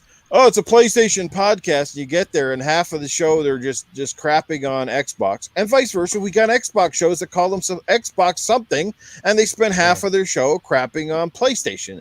Like, I don't mean disrespect. I got to hang out with Mr. Badbit the other night playing a little Halo. He's a lot of fun. He is. And he's really good at Halo too. Damn. And what I will say, a lot of people will use the other console, or like say if Xbox is doing something great, like, oh, we got Game Pass, why doesn't PlayStation have it? Because I would like to have PlayStation. That is a valid argument and something to talk about. But if you're going, I got Game Pass and PlayStation, you suck because you don't have what I have. Look at you. Yeah, that's not constructive. Yeah, that's not constructive at all. That's two different things. And I think that's people who they're grabbing and gravitating to these consoles or to these topics because they have their favorite person on Twitter, that pushes that, and then they get kind of sucked in almost into a cult of I'm for this or I'm for that. And it's eventually you have to think for yourself. It's okay to like what other folks Yes. don't like. If you go on certain websites, you'll find a genre of what you like of anything. If you like smelling shoes, there's a website for folks who love smelling shoes, and you have Oh, and you have a forum to talk about oh, it. were you a founding member on that one there, Scrubs? I'm Yes, just. yes. I built a website. I do web design on the side, and I am a founding member of the Smelly Shoe Society. But Newf is about to start a website all about farting into microphones. there you ASMR go. that. But I Trying think to check the audio if So- it actually works. So was your pop filter on there, Newf, when you did that? no, pop filter doesn't stop that. No. you did it. I know. But I think most people you just need to get over yourselves, and the only reason why a lot of this persists is because YouTube analytics, it works. Negative sells. You get a right and folks start clicking. You put the right phrases in there and your Yeah. tags to your videos. It gets pushed out Yeah. to the public a lot more. If you see, oh, what this console just lost a developer that was all theirs 10 years ago. Everybody goes, what? Click. And you might Yeah. be talking about dandelions and daisies. Mhm. But hey, you just got the clicks and folks in it. So Totally. the algorithm pushes it. The negativity always works. But I just say you don't Indeed. have to be that person No. just because someone else is. Be your own person. Think for yourself. I got a great point to add to what something you brought up, there, Scott. But let's first address this fantastic $50 super chat. Keeper Grant even came in and said, "Yes, I basically shit myself after seeing this one." Atrocity Nights dropping $50 and the super chat says, "Good morning, Xbox crew. I appreciate you all and keep gaming fun as it should be." Well, thank you, Atrocity Nights, for your support as always, and I'm honored and flattered, man. That's crazy. Any super chat is like I said. I never asked for them. I never begged for them. This is your money. But it's appreciated all the same. And at some point in time here in the near future, I promise I'll be doing a giveaway again on behalf of all of us here on the panel. So I got something coming up good here in the future, but just stand by. We'll have more in the future. Just alluding to what you said, Scrub, and this is the perfect way to put it. Again, fanboys can only get as big essentially as the attention that we give to them, right? If you ignore, you block, you tune them out, they kind of go away they go away from a social media stand. I mean, if you're racist or you're just a scummy person in general, I mean, I guess it's going to go with you. Like I said, unless you're out on the street and you say something wrong, you get a punch in the face. Maybe it smartens you up real quick, or could be even worse. But I come out like the 80s. Like I said, Axel brought it up. When Nintendo Sega was the big thing in the 80s, right? 90s even, before the internet, before everybody was online. And that's the difference. You did your Sega's better, Nintendo's better, but you know what? You still played games with each other and you got along at the end of the day. And that was just it. If you did get really out of line, you probably started the schoolyard fight and you got your ass beat for it. The other side of the coin is it's like Facebook now has become a platform, for example, and I use this as an example, where everybody just uses it. Either obviously can be used for a lot of good, but it obviously can be used for a lot of bad. People love to bitch. They create, like for here in my city, for example, they have a site called on Facebook, it's called Fort Sask Informed, and it's never informing anybody. All I see on a day-to-day basis are people in my city that just bitch and complain about everything. Like somebody parks out of there, leaves a cart in the thing. Like it's just a constant bitch fest, and it's like, where's the information? It's called inform, but nobody's informing. You're just whining and complaining people. And I think that's the thing. Back in the day, you didn't have the internet, you didn't have these social media platforms. So if you wanted to complain about something in your community, guess where you went? To your town hall. You went to the town hall and you complained about those things, or you went out for a coffee with your friends and maybe bitch behind the scenes. Now everything is vocally amplified because of all the social media. And with gaming, it's worse because it probably was just as bad, really.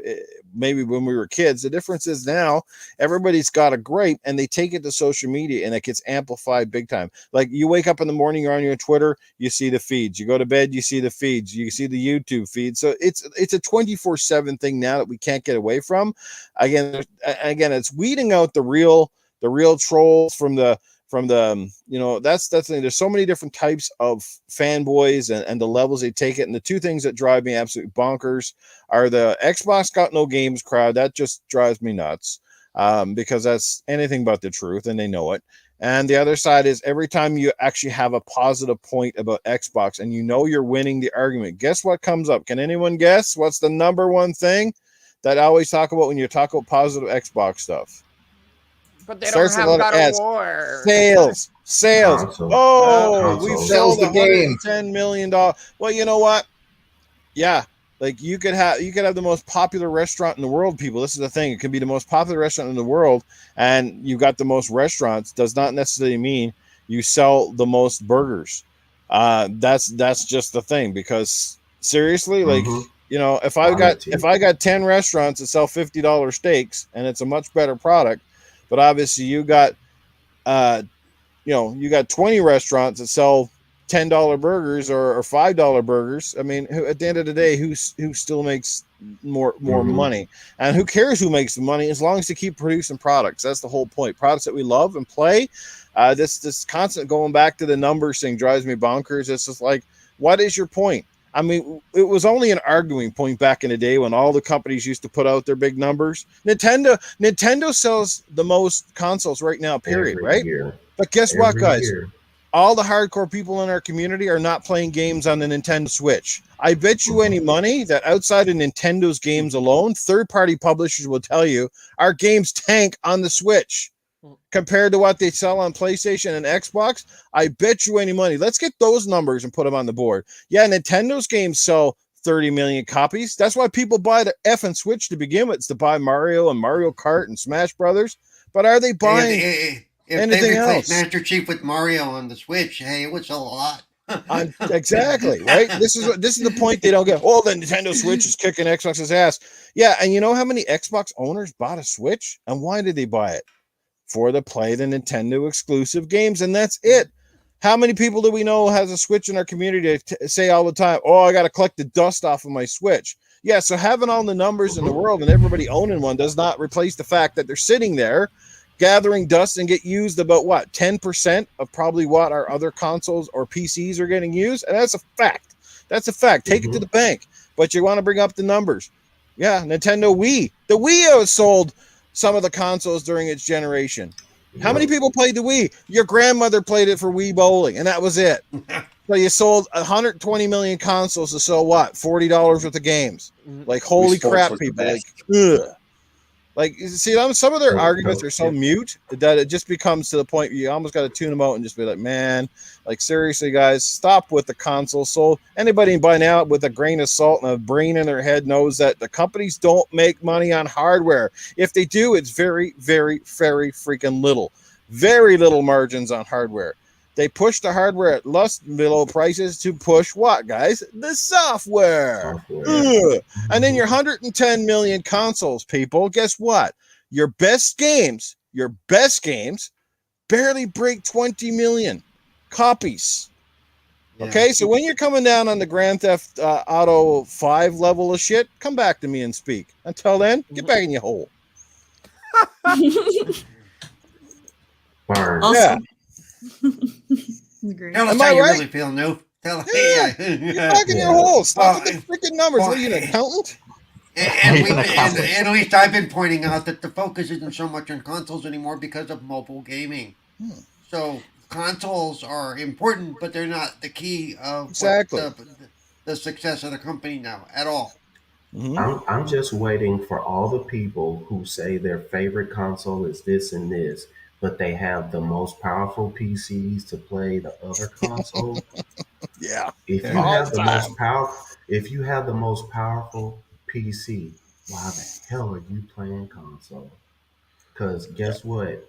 Xbox are all going to PC, but all you PlayStation people who think that you have it locked down as exclusive in the next, I would say, 3 years, maybe less than that, all your first parties going to PC almost close to day and date. So, I mean, because that's where the money is. There's more PC players than consoles combined. So get over yourself nobody cares really but you and your little group of friends that y'all just sit and scratch each other's back in a big circle. Get out of that hive mind. Be your own person. That's a lot of stuff we have wrong in this country, in this world, on the internet is I only do it because such and such did it or told me to. So Oh my God. Gotta love. I Go mean, ahead, Shaddai. Go ahead. Go ahead. no, it Take it just away. gave me. It just gave me a flashback because I know there was a couple of conversations that I had that sometimes I showed it to Axel, and I get a lot, other than I'd rather say like on Hispanic side, not like we're talking about a mix diversity and all that. But even on the Latin side, there's a lot of, and I dealt with that so many times. And until this day, I do deal with it because majority of the time that I receive is that what's the point of having an Xbox when you could get a PC? What's the point? All the games are going to PC, which I know Scrub said it. At the same time, it all comes down to pretty much price point. You don't want to spend pretty much like $2,000, $4,000, and then you gotta, buy the pieces. But I get that all the time when it comes to the fanboys. Oh my goodness, it's like it's nonstop. It's nonstop, and sometimes you trying to avoid it, but it is unavoidable because if you don't get it today, you'll get it tomorrow or you'll get it the next day. It's always an ongoing thing. And sometimes one of the things, and I think is, Newf said it, when you trying to talk fact, they quickly want to go for the sales. If it's not that, they will pretty much say what exclusives do they have. You know how long Xbox haven't had a good exclusive, like for 10 years and all that. You know what? What's the point of having Game Pass? Game Pass is killing the console. So it's a lot. It's really much a lot. And also it's because of the preference. And there's sometimes you have a bad experience and you kind of hold on to it really long. And you don't want to go back. And that's another thing that creates fanboyism. Not only because, you're trying to be a troll and all that. It's sometimes it's all about experience. And one of the things which I know my friends, sometimes they watch this and I'm like, my friends goes like, that's a whole bunch of fanboys in there for a Good Morning Xbox. I'm like, no, look at it closely. It does say Good Morning Xbox, but look at it closely because this person have to, got to have a PC. The other person have PlayStation 5. Sometimes, I keep saying it. I have Xbox because of her preference. Is because I had a bad experience with PlayStation. And sometimes I don't like the treatment that I get in a particular company, especially when it comes to customer services. And that's a downer. When that happens, you don't want to deal with that product anymore because now you're becoming a masochist. Like if you don't like this one, but you keep buying it, I'm buying it, and you're pretty much agreeing to something that is wrong, a wrongdoing from that company, you're having a problem. That's me, and me is pretty much I'm having a good experience with the Xbox. Now it's giving me options. That's just me personally. It's giving me an option. It's something that I keep telling to my friends when they say you need a PC, you don't need an Xbox. I'm like, if that is the case, and you're talking about all the games are going to PC, I might as well just play on the phone, and that means I don't have to spend either a 500 and I don't have to spend 4,000. So pretty much is becoming a flat conversation right now. So what's the point? At least it's giving you an option for it.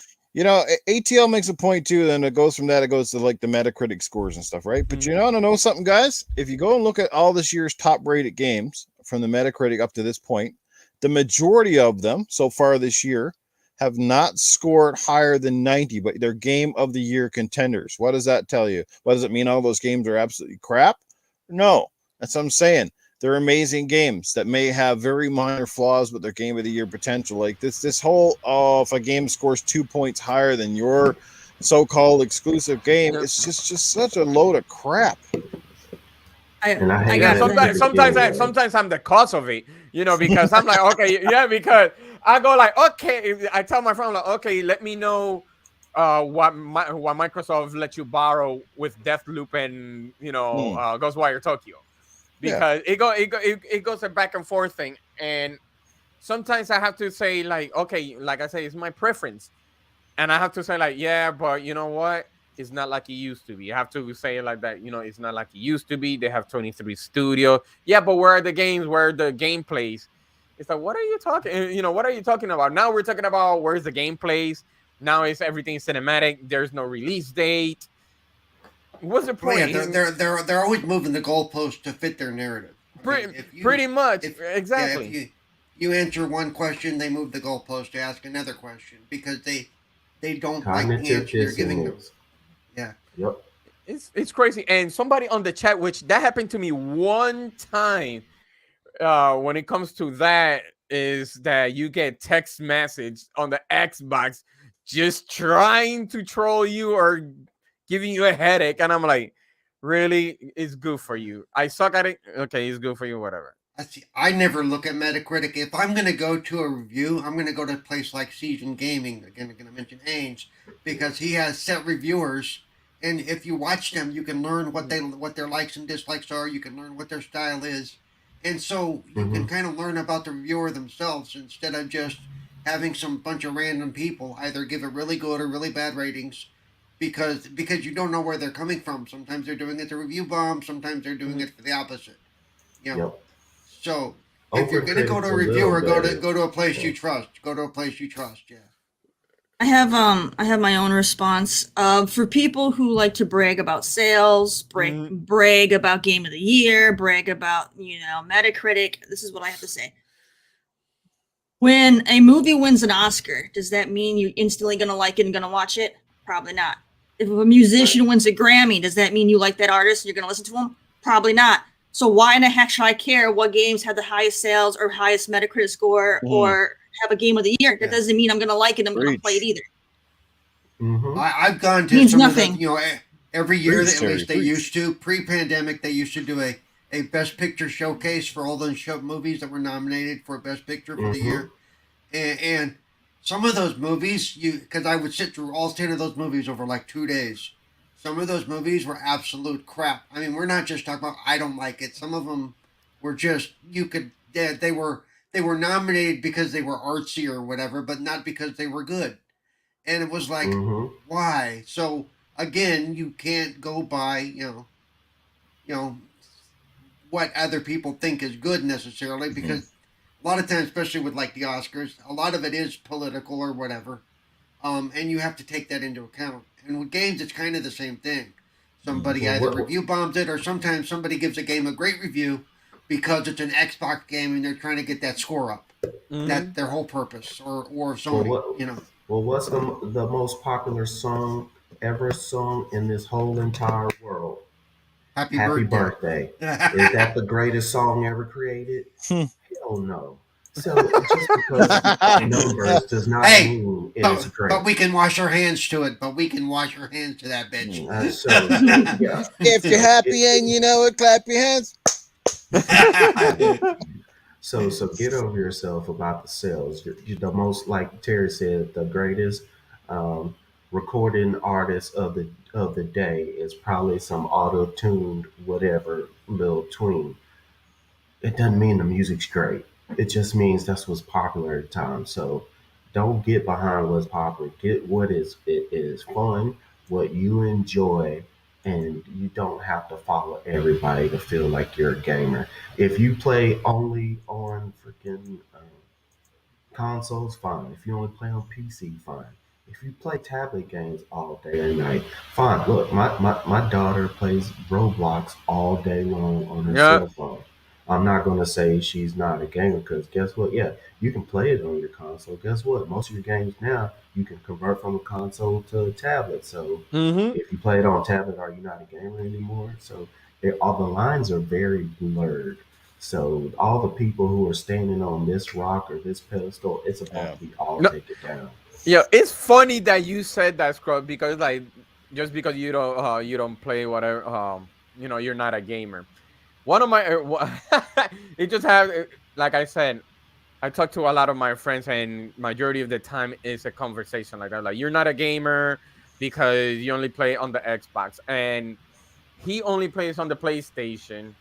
And for his birthday, I gave him an Xbox One Slim on that year. Mhm. But just because it's not on par with the PlayStation when it comes to exclusive, he put it on the side collecting dust. So the first thing that he will say is, what game am I supposed to play in the Xbox? There's nothing. They're all mediocre. So every single time when he mentions like, yo, you're not a gamer. You talk the things that you said, you don't make sense and all that. I'm like, but okay. So you're telling me Yeah. that I'm not a gamer, knowing that you have two consoles, but you prefer more on the PlayStation. I thought a gamer is supposed to have multiple. But for me, I'm just a preference of the Xbox just because I don't have the best laptop, but I try play on my laptop because it's a gaming laptop.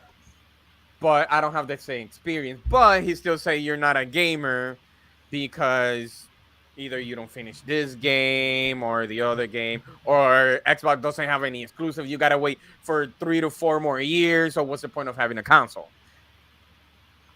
It's funny that you said that for people that says you're not a gamer just because you don't play exactly like they do, but you have multiple consoles, but just because you play one thing and you want to put the other one just to collect dust. Please explain to me on that one. Please explain to me. That does not make any damn sense. Well, That and is here's crazy. with me, my attitude is like, because I don't play on a PlayStation, I don't tend to give opinions on PlayStation released games. Yeah. The only Mhm. thing I may say is, based on reports that I've seen, this game is buggy here, here, and here. Mhm. I will always say I can't speak to it personally, but this is what Mhm. I'm seeing. And even some of you may have seen, I responded to a tweet the other day where the whole tweet was, Halo Infinite isn't ready for release. It's a complete pile of dog shit on my PC. Mm. And my response was, okay, I'm going to ask you 3 questions. You know, what's your PC? What's how, what's the build? What are your settings and what are your problems? Because just throwing out crap posts like that to try to throw shit Yeah. at the fan is useless. It's meaningless, and all it does is it drives to war because other people retweeted that tweet and said, "See, Halo's going to be shit," Oh with, man. with no real information. Mhm. And I'm like, those posts are trolls to me too. It's Mhm. absolutely useless. It's meaningless to throw that out there without any detail. Now, admittedly, there are some issues on the PC side, but to just say that without actually giving any information is just adding to the war, which to me that kind of stuff needs to stop too. You know. Mm-hmm. Well, as I said in the chat, guys, unfortunately, like I said, fanboys create drama. Drama creates clicks. Clicks become business. They become numbers. They become subscribers. They become money. They become advertisers. Even IGN, who notoriously at one point was our go-to for gaming-related stuff, has almost become somewhat of a joke in the last 5 or 6 years in particular. And I don't know if that's because a lot of their more established writers that they had kind of jumped ship and left, people that a lot of people in the community had much respect and admiration for, and then they sort of kind of went off and created their own thing and left, a generation of more so fanboys behind the helm. So you're not sure if it's an actual media person writing this or an editorial. And that's the thing, man. Anybody that knows good journalism, constructive journalism, is you can have your opinions, but once you place them in an article, it becomes editorial. It is no longer fact. It is no longer appropriate information. It becomes a statement of your opinion. And then again, that's the difference. And that's something I learned in media school. When I went to journalism school, that's what they told you. Once you put opinions, you are no longer factual. You become an editorial, and that's the difference. And that's your opinion. It is yours and yours alone. That sort of thing. And that's what some of these media sites, they claim that they're media, and they don't know what they're talking about. You know, they just give you their opinion on a game because, again, they create a headline and a click, and that's how they get people over. And guess what? You see the first 5 minutes into a popular website, an advertisement. Yep. Oh, and with me, if I go to a website like that, like IGN or whatever, and the reviews that says something like, "Oh, this is a piece of shit," or or they use the term Xbot or pony, I'm done with that article. I'm done with that person because they're showing their ass.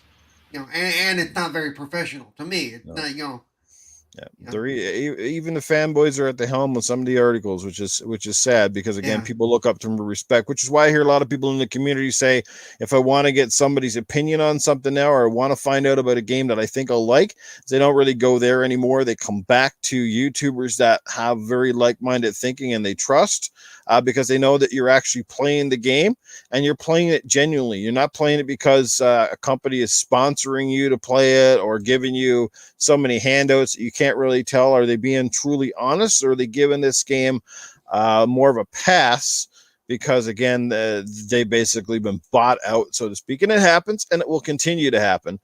Speaking of people that get bought out, the Mag is in the house. What's going on, Mag? Good to see you, brother. How are you, man? Good to see you here this morning. Love to get you on our podcast at some point in time, but good to see you this morning. So let's kind of wrap this conversation up. We are almost at like the 2-hour mark already. We haven't even touched our last topic. So any further thoughts? We haven't heard a lot from Axle, Coolcat Terri come back. Shaddai, any further thoughts before we kind of move on? I think it's safe to say fanboys are not going away. There's different types. The racist really... The racist bigots, and those are the worst ones, though. I mean, at the end of the day, the silly stuff like the console numbers and stuff like that, I mean, as silly and stupid as it is, like that is minor compared to someone degrading somebody, because of your ethnicity or the way you speak or anything of that sort of the nature, because of your gender. Those are the worst. Those people like that. Like I said, that's on the level where like I said, some of these need to be straightened out in the worst way possible. Quick, you made me think of something. At least on Twitter and stuff, you don't see a lot of, at least in our circles, you don't see a lot of racial stuff or gender stuff. You see some of that, but it seems to be okay for some of these guys to, oh, you can't play a game because you're disabled. Well, too bad. Get good. They're still pretty flagrant about what they want to tell me. Because there's no. If you can't play it, it's too bad. If you need to play on easy, you're not a real gamer thing. So it's kind of sad to me that it's still okay to do that, though you'll never see somebody, call anybody the N-word or, whatever. At least, hopefully, I've never seen it. There's a lot of bad drivers out there, Paul. We don't necessarily go up to every one of them and tell them how to drive. But we hope that they don't hit a pole or go out in a ditch at the same time. Right. It's I hate gatekeepers. I seriously hate gatekeepers. And hopefully that's changing. At least on my feed, it's changing because I don't put up with it, and with some of you all's help, you don't put up with it either. So I keep telling people I would love to play and own all of the From Software style games, but I just don't have the fortitude or the patience. It's not the skill. If I stuck with it long enough, I could probably beat it. I don't consider myself to be any worse of a gamer than some of the people that gloat about how many times he beaten said game by From Software. But I don't have the patience to go back and earn all my stuff and play bosses for 30 and 40 minutes at a time. If I'm still playing the same boss for over a freaking hour, I'm sorry, man. That to me, that is not fun. You might as well come to my house and kick me in the fucking balls. Pardon my language. Because that's all it is. It's a video game version of getting kicked in the balls. It's like, that's not fun to me. Now, some people, like I said, they see the challenge and they're like, I gotta beat this game. But to me, that's not fun anymore. That's annoying. But I want to play the challenge. That was the ascent to me. The ascent to me after a couple of bosses was like, just put my nuts in a vice grip and twist, okay? And in Terry's case, that might be put your tits in a very uncomfortable bra. Yeah. for those that like to brag about like the From Software games, like how many of them use exploits just so they can get past the fight, you know? Mm. So, I use like, them all the and time. yeah, and then they still want to brag that they beat it. But if you had to use exploits, did you really beat it? Hey, winning is winning, Terry. But that's just it. They're awesome games that I want to in play, right? In the old days when they would use the cheat codes and then come back, I beat the game. No, you played the game. You did not beat the game. You played the game. You know. Winning is winning, Paul. All right. That's what the Chicago Black Sox thought too. Yeah.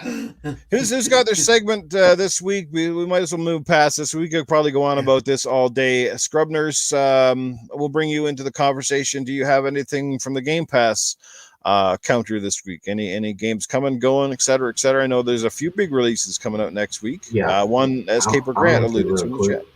Go ahead, man. Yeah. I'll make it quick. Let me share the screen. Take your time. We in no rush yet. All right, let me just bring this up.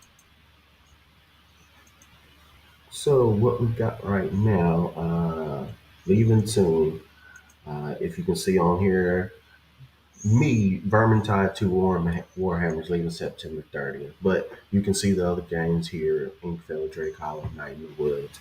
If those games look important to you, check that out. Like I said, we're always coming to you from GamePassCounter.com. So let's do coming soon. One of them, Lemnis Gate.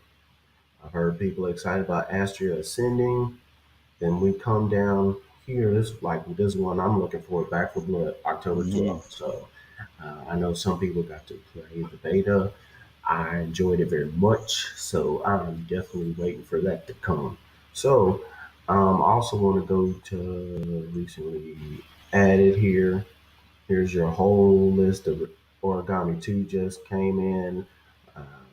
Breath Edge. See, a lot of people were talking about Myst. Of course, Psychonauts 2, which I'm right at the end of finishing. I should have that done maybe by Monday. Artful Escape. That game looks awesome. If you're into music, you don't have to say, "Oh, I'm a musician." I've heard nothing but great things. I think it plays like 5-6 hours. I put that on my list, and hopefully I can have that done as well by next week. So just in case if anybody wanted to hear about it or hadn't played it, they can check that out. Also, Sable just came out as a game. We pull out our Xbox Game Pass. So like I said, here's Sable. Subnautica, Origami, Lost Words. That was kind of a book paging. We saw it on one of the ID at Xbox shows earlier this year. So if that's the kind of game you're into, check that out. I just love coming on this Game Pass app. If you got somebody who's on the fence, you can always show them this. It just gives you all the games that you want, that you can think of. A lot of people sleep on this part. If you got Xbox, if you got Game Pass, you got EA Play. You get discounts on these games that are coming out. The new Battlefield, Maddens and all this stuff. Yeah, eventually some of this stuff does come to Game Pass. You don't have to pay anything, but if you have EA Play, you will get a 10% discount on playing these games. If you can't go through the list and remember what all these games are, this site just has it all listed out on you. Kind of what I was saying with Game Pass Counter. It's just a lot more visual. So, and then you'll get to see your trailer. So, if you get a chance, check out these games. Let's play them. Have fun. You can do so much more game playing if you're not being a jerk online. So, have fun, and that's pretty much all I got. All right. Good stuff right there, guys. And again, it's www.GamePassCounter.com. I'll put it up on the screen here. There you go. 1 second here. For those of you who didn't get it, Game Pass Counter, pretty simple stuff. Check out the releases. I know next week I'm actually tempted to pick up Insurgency Sandstorm. I don't know if anybody's heard of that game, but I know me and Caper Grant have talked about it, so might pick it up. We'll see. We'll just have to see how next week goes. I got a $10 super chat came in a few minutes back here. Let's catch up with that one, courtesy of our good friend ATL. Thanks for a good start to my morning. Salute to any fellow vets on the panel. Good show. It's a great shout out and definitely awesome. Thank you so much for that. And again, shout out to all the veterans out there and anybody that serves in our great armed forces in both countries or any country around the world for that matter, but especially here in USA and Canada. So I won't brag about our military too much. I think our Navy still uses bat tubs for submarines. So man, compared to your military in the United States is insane because ours is probably like 1% of you guys' budget. It's insane. Like we have had a very well trained army up here, but my God, it's like our country takes it very very differently. It's crazy, but yeah. But anyway, that's a topic for another day. Let's get right down to it. Does anybody else have any segments ready to go this week? I just want to say, starting on Friday, October is Accessibility and Disability Awareness Month. Okay. I know Microsoft is going to be doing some things. I will be doing a charity stream for able gamers, which helps. They develop things so that gaming is accessible to disabled people. Including, they worked on the Xbox controller, the Microsoft Accessibility controller. And so all my streams next month, I will have a charity link up to help raise money for that. And I will hopefully be streaming at least a little bit every day next month. Hopefully some of you can stop in, drop in a little bit of change and get that going. Because I think it is important, and I wish it was there when I was growing up, seriously. Yeah. Because my gaming history would be a lot different if I would have been able to game more and better as I was, especially when I was in the hospital or as a kid stuck at home for months on end. So yeah. Looks like Axel's got his say. We're going to bring him in just a second. Listeners, real quick, and this won't even be a big topic, but Nintendo had their Direct this week, and I wasn't overly impressed with the bulk of the show for a variety of reasons. But I'm not here to talk about the hit and misses of that, because we all have our opinions, obviously. But I just wanted to talk about, I guess, one of the sort of surprises was the fact that they came out and announced a CGI animated feature coming up about Super Mario the movie. And it's got some big name voice actors behind it. Is anybody excited about that? And do you also think that perhaps this is kind of riding the coattails of the recent Sonic the Hedgehog movie success? For those who don't know, it comes out holiday of 2022. So next winter it comes out. And I think it's in November, December. And what's it? We got Chris Pratt, Star-Lord from Guardians of the Galaxy. He will be doing the voice of Mario. When I think Italian plumber, I think Chris Pratt. It screams. Why, you weren't thinking about Ron Jeremy? Who was Mario before in the awful version in the 90s Mario movie? He wasn't Italian either, I don't think. No, that was Bob Hoskins. Oh, okay. Bob Hoskins was Mario. John Leguizamo was Luigi. Yeah. But Hoskins had the look, though. That is true. Yeah. That is true. That is true. Yeah, the guys looked the part. This is just voice work, so Hey, we got Seth Rogen in there. He's going to be. I think he's going to be. The cast is stellar. The cast is stellar. Yeah. It really is. Seth Rogen is Donkey Kong. I see what they got. Jack Black is Bowser. That's gonna be a hilarious Bowser. Yeah, they got a really good cast. More than that, Keegan-Michael Key is one of the parts, and that's going to be interesting. Yeah, he should be a lot of fun. If they let him cut loose a little bit, that's going to be a lot of fun. I was disappointed though they didn't get Samuel L. Jackson's Cranky Kong. The R-rated version. He would be dropping the MFs everywhere, man. Get your bananas out of here! Crap. As much as I love the star power in animated films, I kind of do feel bad for people who are just voice actors. They've been replaced by actual actors, because voice acting and actual acting used to be two separate things. Voice actors never started in actual acting, and actual actors never started in voice acting. Of course, Robin Williams broke that trend back with Aladdin, but the only industry these days to even use voice actors anymore is just video games. You don't have to actually be an actor to voice a character. A main character is video games. But a lot of animated stuff, a lot of animated TV still uses a lot of the same voice actors that are in video games. If you look at some of the IMDb list, they're long. because Yeah. these guys are doing like multiple cartoons and video games, and I mean it's Anime has like the crazy. same 5 people in every Yep. single one.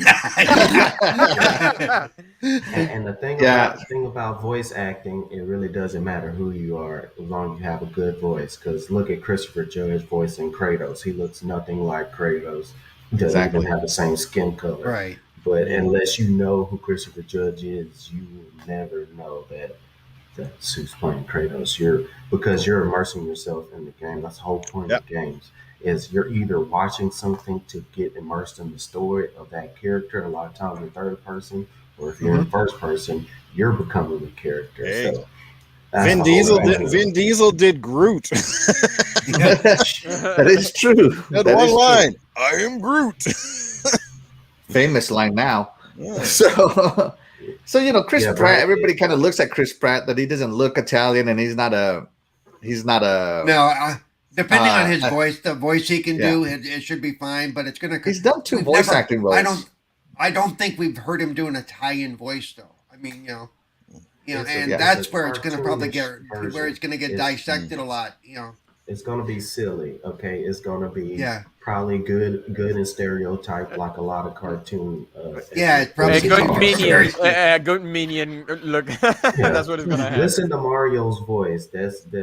Do you think? Oh yeah, that's how real Italians sound. No, but Mario. Yeah, but he's he's gonna be there. He's gonna be the cameo. So well, sounds trust like me, that. I know he's gonna say it. he probably will take stuff from a vocal coach that Yep. does an Italian accent and learn how to do certain things. Mamma Because mia. You don't need them then. You could have somebody from Zimbabwe. well, it depends do because Mario. remember, not everybody can be a good not everybody can be a good voice actor because they are using their voice to show feelings, show whatever. Right. And So not we everybody know he's can a do good that. actor, so all he needs is training. So I don't see. Well, no, you don't understand. No, because he just said it. Voice acting is different than live acting. Right, but I'm saying he won't good have his actor. voice. He won't have his face. He won't have his body. His body Right. signals. Well, thank It's God just it's not a what I'm saying. live action film because we'd have to watch Right. Charles Martinet playing him. Yeah, I know. Oh, damn it. You're thinking that all he needs to do is train to do the voice thing. It's not always that easy. Well, One cannot no, always do the other. It's not all that easy. I am agreeing with you, but I'm saying you have the training and the practice. Let's just see. A lot of these people are just complaining because it's not who No, they want. by the way, I wasn't complaining. I just think it's funny that a guy named Chris Pratt is going to play yeah. the plumber. That's what I'm saying. You know? I didn't say you were complaining, but I'm saying a Yeah. lot of people are complaining for it. Like I said, I just look at think it's Christopher funny. I Judge. just think it's funny. Which- Yeah, I I'll just get think Chef it's- Boyardee for his voice. That's Yeah. it. Yeah. Would you ever think he would play Kratos? Yeah. He does some voiceovers now, but you would never thought that guy could turn into the God of War, especially because he wasn't the original voice for Kratos and all the other games. But when you play Kratos, do you hear any other voice but his now? So Honestly, it I'm wouldn't bad matter with who them. they get. It wouldn't matter who they get because when you think about it, Mario never says much anyway. He has like 4 lines. exactly. Yeah. I could And play I think Mario. He's That's never, the I could first do he's time never he's like gonna said actually- a full sentence in his life. So like, what do you? But guys he will. expect? But he will be in the feature movie. I mean, that's the whole thing. And so, yeah, they're gonna have fun with it. Hopefully, they balance that. They balance the comedy with whatever the hell they're gonna do with Hey, it. it's like Link, unless if he's gonna say, "Well, excuse me, princess." So Well, and the funny thing is, they do have cutesy little lines like that. People expect to hear that in the animated or in the movies. They that's like people get pissed off when they don't hear Optimus. if they don't hear Optimus Prime say transform and roll out, they get all pissy. Seriously, go look at the last Transformers. The Yeah. write-ups for the last Transformers movie. Well, Optimus Prime didn't say that, so it ruined the whole movie for me. Seriously, I mean, because there's Yeah, a lot of people. well- There is no Optimus Prime besides Peter Cullen, who is like 90 years old now. Yeah. Exactly. No, it's sad.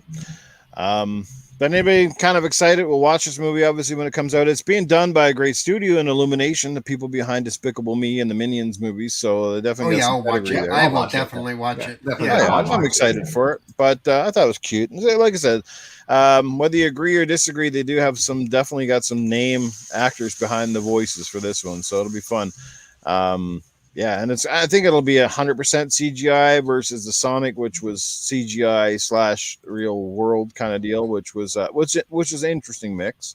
It actually worked, which is surprising because I was fearful of it, but I really enjoyed the Sonic Hedgehog movie and look forward to the sequel. So. I enjoyed Detective Pikachu, and look who played Pikachu. Okay, Ryan Reynolds. Yeah, see, there you go. Right. I read an interesting article that they said that they wanted Christopher Pratt to be Sonic's best friend in the Sonic movie. So now he's going to go to the competition. I was disappointed they didn't get Jaleel White to be Sonic the Hedgehog. Come on, man. I know, but the chili dogs, come on. He did the original Sonic the Hedgehog cartoon voice back in the day when Jaleel was a big hit coming off of what was the show he was on? Family Matters. Family Matters. My God, I used to love that show. Hey, everybody! He slide into the room. His evil laugh was the best. He was, but with his high pitched voice. Oh my God, I loved it. And then the snort at the end. Yeah. Yeah. Wow. People remember that. Not show. A fart. Not awesome. A fart. There, Newf. A snort. A snort. Yes. Not a fart. I was going to say earlier, guys. I'm going to let you know this is now officially my shittiest headset.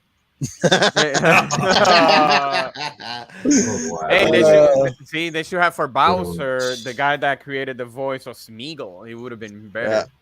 Yeah, I was gonna say we get Scrubs is a drummer. We're gonna have to get him in here with a couple of his hi hats here. I know that one's a bad joke. Say that'd be funny. Real live drums on there. That'd be great. Drum roll, please. Give this man a soundboard. Yeah. Oh, great stuff. Plumber showing his CGI crack. That would be funny. Oh man. All right. We got Axle is on hand here. Looks like he's got a little bit of information coming up when it comes to the cloud. Is that correct, Axle? Yeah, just cloud gaming in general news today. So I don't know if anybody noticed this during the Nintendo Direct, but Dying Light 2, Stay Human, will be running cloud version. So we are finally going to see Nintendo Switch working off the cloud. I'm actually thinking the original Switch, the Gen 1, will not be able to handle this because it's Wi-Fi only, and the Wi-Fi already sucks. So I'm thinking that this is going to be exclusive to that OLED model where it has that Ethernet cable plug-in to be able to run correctly. But we will see it. It says that it has a free demo on the same day. So come February 4, 2022, I'm going to download it on my Gen 1 Switch. I think it'll be Gen 1 too, man, because there's just too many Switch owners to justify Dying Light 2 and ignore that entire audience. That'd be crazy. Yeah, and I'm also interested to know what kind of cloud tech Techland is using, because I keep my ear pretty good to the ground on cloud tech, and I haven't heard Techland say anything, or Capcom say anything about cloud tech at all. So I wonder who tech they're going to use. The question is, will it run smooth on the Switch, the cloud? I don't know. Just because the architecture is a little bit, lesser than the other ones, the other competitors. Yeah, exactly my point. We'll see. I mean, you don't need too much to run a good cloud game, a serviceable cloud game. You only need about 15 megabits down. Oh, okay, got it. At least on Xbox and on NVIDIA Shield. So we'll see how this goes on it. But yeah, that's all the cloud news I had. It was more of a cloud version. I'm interested in that. I know they did it before, because I know they did it with one of the Resident Evils. I know they did that before on the Switch. Yeah. Are you sure? Yeah. And now I'm gonna Google it. Way to go, Shaddai.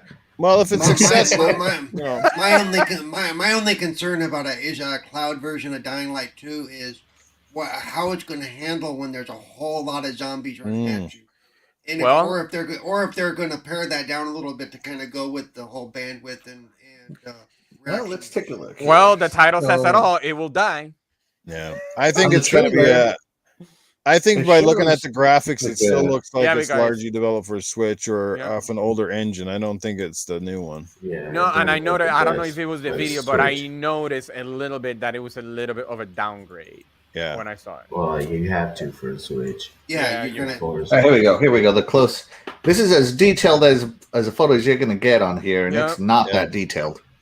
And that might be a cutscene.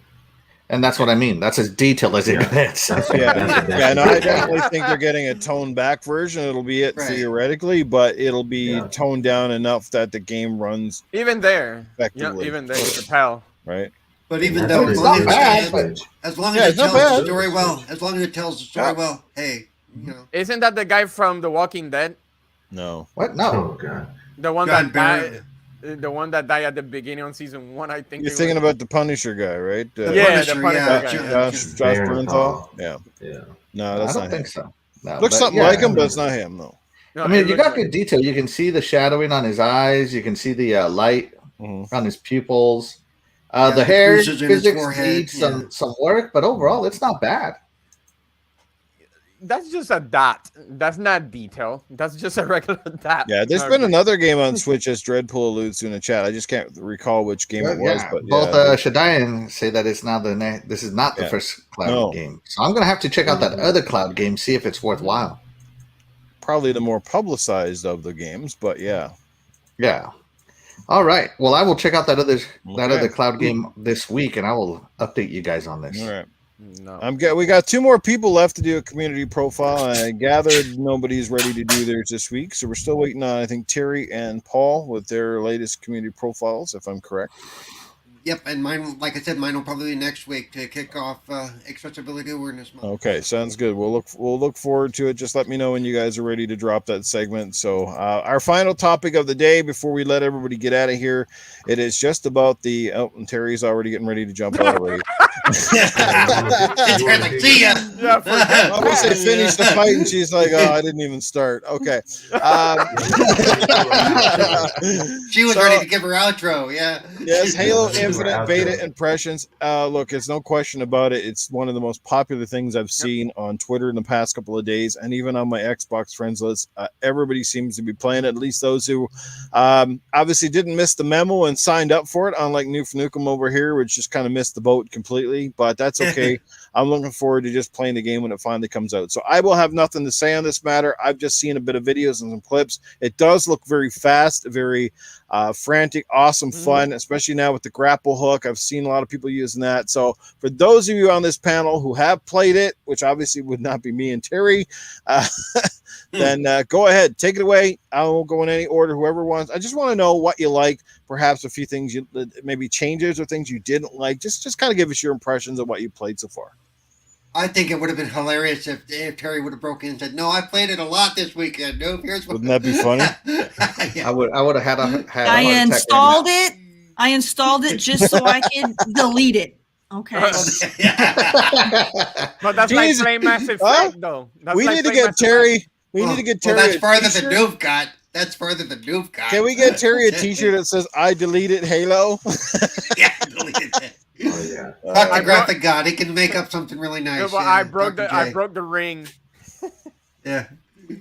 Well, Go ahead, go ahead. what- Sorry. Go ahead, Axel. Weren't you going? Yeah, the fan. Yeah, so I finally got to play the Halo Infinite test flight last night. They did make some adjustments from the first test flight, mostly on the battle rifle and on the gun. And I got to tell you, the battle rifle gun is the combo to have right now, the sidearm. Because as soon as you're out of ammo, just whip out that pistol and just start shooting, and you will 9 out of 10 win exchanges with people. Commando rifle. Huh? What? Commando rifle is the gun right now. The commando rifle is Yeah, great that if you is can keep those sights on. overpowered. It moves a lot. But I finally actually got a hold of a skewer yesterday, and I hit somebody, and the skewer is the first one-shot gun that doesn't You managed explode. to in hit the somebody game. with that damn thing? I Wow. did. I launched him from one side of the It's not screen to the the other. easiest. It's not easy. I actually grappled someone yesterday. I had a shotgun. I grappled someone, came up to them, and just point blank shot him in the face. It was so satisfying. I cannot tell you. The grapple changes so much in that game because you can move, You can if you can latch onto someone when they're not seeing you, you can execute them with a hit to the back, just like you could in the first Halo. If you hit someone in the back, it was an instant death. Right, so you can grapple. We played some Capture the Flag yesterday. They opened that one up. That one was fun. I like Capture the Flag on Big Team Battle better on the other Halos, but it was good on this one. I think the death timer is a little too long on the Team Capture the Flag battles for next week. Yep. Next week Next is Big weekend. Team battles. Yep. Cannot wait. Everybody's taking pictures of the textures. Me personally, I'm not taking pictures of anything holding still. I like capturing video and seeing what I see on video. Right. And it plays great. It feels great. I do like the radar changes as well. At first I didn't like them, but now that I've learned how to kind of sneak up on people, and welcome them to my neighborhood of death, it's become more fun. It adds an extra layer of strategy. Am I going to sprint here or not? Am I going to be ducking? Am I going to be doing this or that? It adds more strategy to the multiplayer, and it's definitely going to contribute to separating the, if you will, the men from the boys in Halo. So overall, I love all the changes so far. I don't really have a gripe about any of it. I think they did shorten the range on the grapple hook a little bit from before, but overall, the balance changes seem very good. Have you encountered any issues while you were playing? No, because I don't install weird stuff on my Xbox. I don't understand how people run into these weird glitches other than trying to break the game, of course. See, because I encountered one issue, and it was a quick. Sucking at the game is not an issue. Oh, you're talking about yourself. I have to save you a couple of times, but no, the only thing that I have, it runs great. The only issue that I encountered was that I couldn't swap my gun from my primary to my handgun for some reason. I was pressing the Y button so many times, and it didn't want it to switch. Yeah, some people have had that problem. Some people have had that problem. So the only way that I could fix that was going to the setting and changing the layout, the button layout, and then pretty much went back to the default, and it actually worked. So that was. Oh god. Yeah. I actually have heard about this. When people change the layout, it's having problems doing detection on button presses. I changed to Legacy and I hadn't had any, so I'm thankful for that. Yeah, I changed it to Legendary because I was killing people after it was fixed. I was finally. You know how when I start playing, I had to press the D-pad so I could drop the gun. So I could switch to another gun. I'm like, what is this? Until I found, the fix. But once I changed it, like I said, to the Legendary, I started killing a lot of them. So, but then I don't know if I'm wrong on this, but I found that when you have the energy hammer, the wave of impact is pretty much larger. So now in front of you. Yeah. It's too big. It's too big. And I was like, no way. Against my opponent, I was really far away, and I still got killed by it.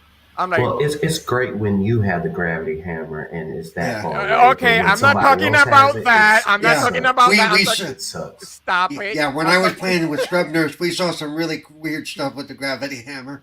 Like, I can't get close enough to get near the guy before he, I never got killed by a gravity hammer, if I recall this week so far.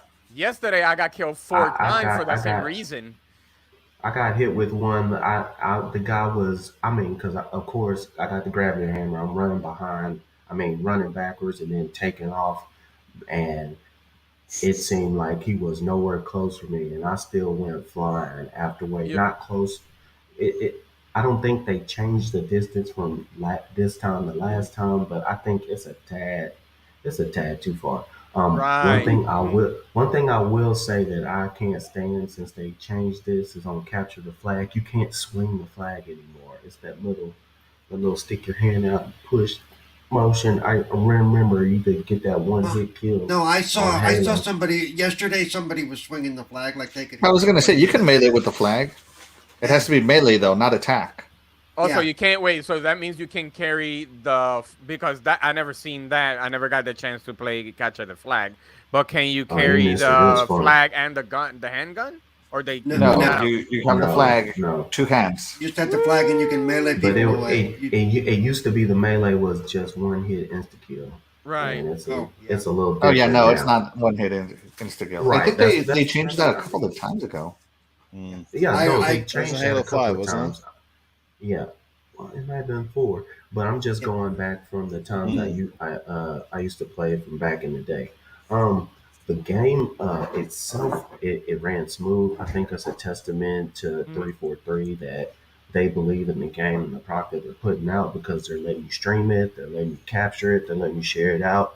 Unlike Call of Duty beta, which I saved a bunch of videos and Hey, was ready to send it out Twitter, and they shut it. Battlefield 20, yeah, Battlefield is really glad they didn't allow people to stream that crap out. Okay, let me Yeah. just. Yeah, and Call of Duty shut you down. I had so many captures of me going off, and I was like, well, I guess I need to clear out my Xbox. All these captures in here. So I enjoyed it. My favorite mode, which I'm glad they brought it out for us to try, was the Stronghold. I love that mode. That's one of my favorite Yep. ones. It's But that's it's a little bit domination. different. It's like That's the only Well, mode I no, can do any good at. That's the only mode I it's can do better any than good at. domination.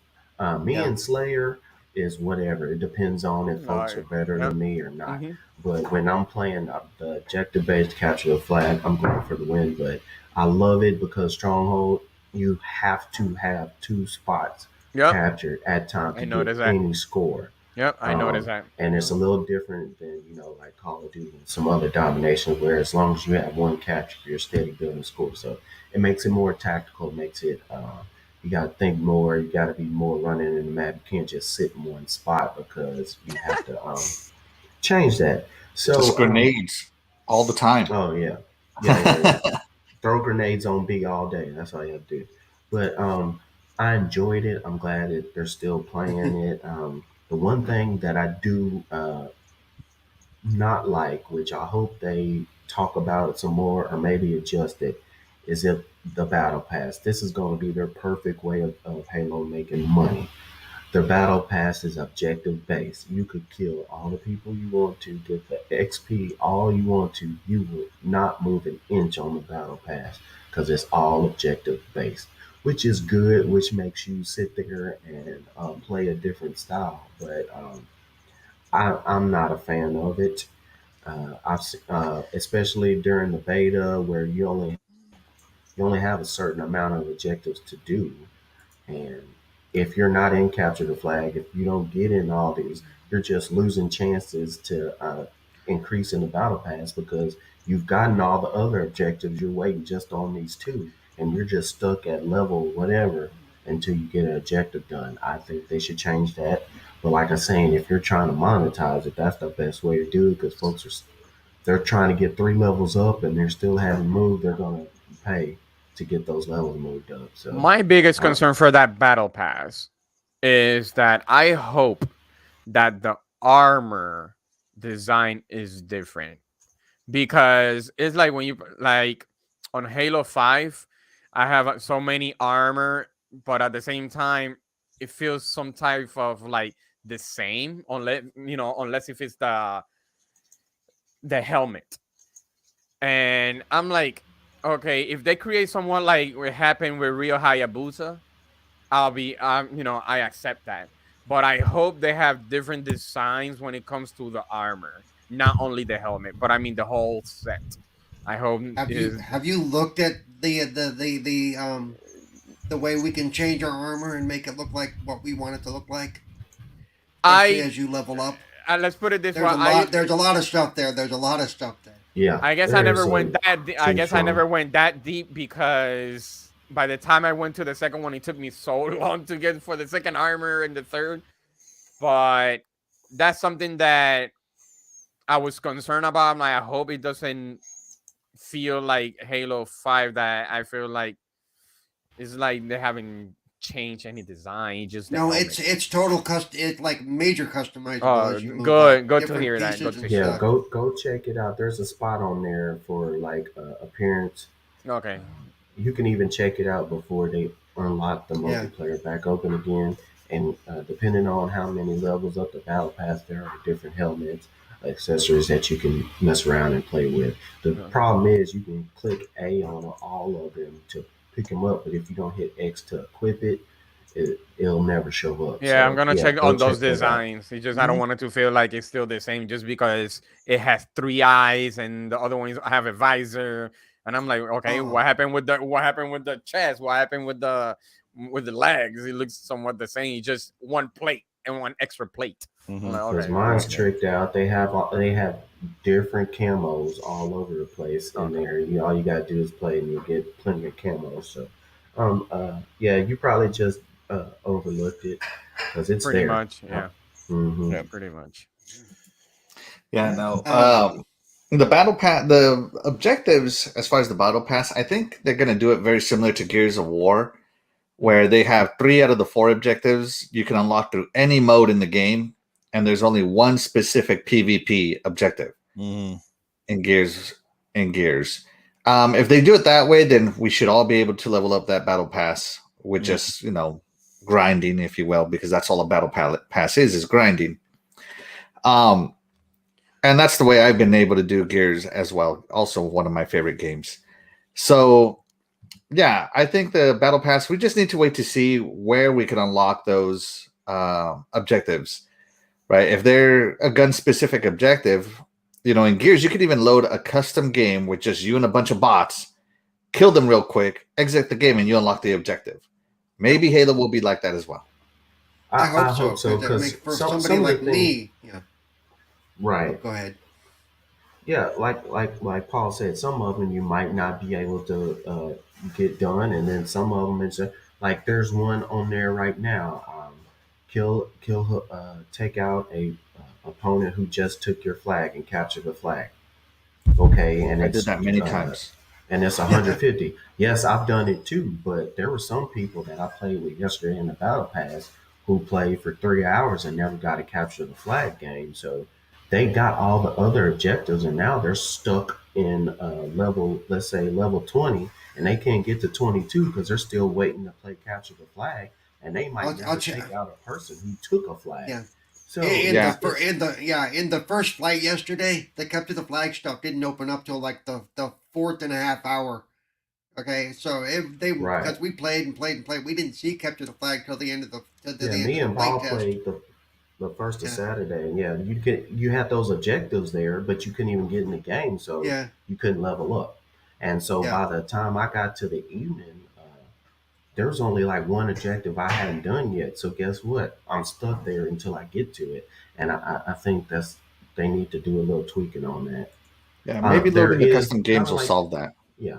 Kind of like Dreadpool said, that you can switch out objectives and say, I want to do this objective. I don't want to do this one. I'll move it to the next one. Yes, you can do that. But guess what? Even if you get all the objectives for the game modes you like, it's almost forcing you to have to play Capture the Flag, even though I might not like Capture the Flag, just to level up another level to get the kind of uniform. Yeah. So guess what? If you don't play Capture the Flag, what are you going to do?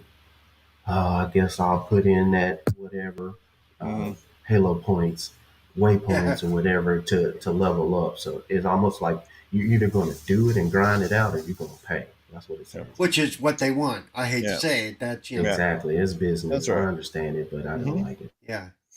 Let me say real quick to the controller issue. My thing is with my hands, I had to do a lot of button moving around to get it to work the way I needed to because I need to.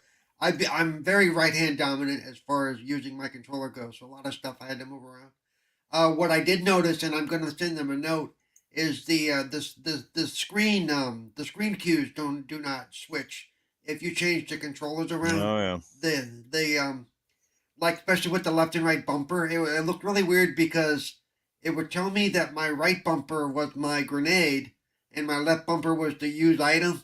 Except on the screen, it was reversed. So the left was on the right was on the left. So if I'm looking visually to see which button I need to push, the mind goes, okay, it's the one on the right, when actually it was the one on the left.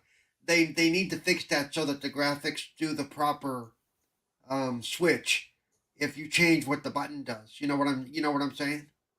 If you change which button is jump or which button is, anything that shows on the screen should match your button mapping on your controller. There's really no reason they can't do that.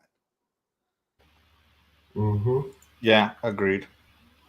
Yeah, overall, I had a good time. It was fun, and I mean, like I said, it's all about having fun because Yeah. the later I played, the worse I got because I was getting tired, and I had to just jump off because I was just doing Yeah. horribly, way worse than I've ever done on there, and everybody gets to Yeah. that point, but And Question. I said from the first one, I'm not. You all know I'm not a big Halo fan, multiplayer or whatever. But hmm this game is so smooth, you know. right. And Well, let me. I played with My, you for a while. Yeah. I played with Ains and those guys for a Yeah. while, my and question hmm we is had nothing this. but fun. My question is this: have you noticed this? Because I did. If you win with your, let's say, random whatever, I noticed that you stick with that until you lose, and that's when they start changing um, your player, your team. Have you noticed that? I've Like, only Nah, played what do with you? because set teams. I've only Oh played with yeah. set Well, people. yeah, No. well, that's I play with randoms as well. Yeah, yeah, it will keep spawning you to the next game, but that's what multiplayer games do. If you don't back out and say, "Oh, I want to change my no, no, cosmetic," no. or "I want to Like I mean, change," let's say you ask for me, we win the first round. So now right? is loading, another set of, let's say, like you're random, whatever. We won the first round. Now we're gonna go for another Mm. slayer, and we stick with the Mm-hmm. same one. We stick with the same one because in other multiplayers, when you win with whatever random you were playing with, it changes all the time. But on this Right. one, when you win I with like that it one, it because sticks with it. yeah, I Well, like it no, that Yep. way. that's good. I like That's it good that that way it too. sticks with Yep. it. I Yeah. like it Because that you way have too. cohesion. Yep. If you're Yeah. playing with a couple of guys that work, guess what? It pushes the multiplayer. That Mm, might be your new friend after you play yeah. 3 or 4 matches. You add that friend and y'all keep playing. I don't like it in other ones where because what they're doing skill based matchmaking. If you and 3 randoms go and just destroy everybody in front of you, what they do is they break up your team on purpose.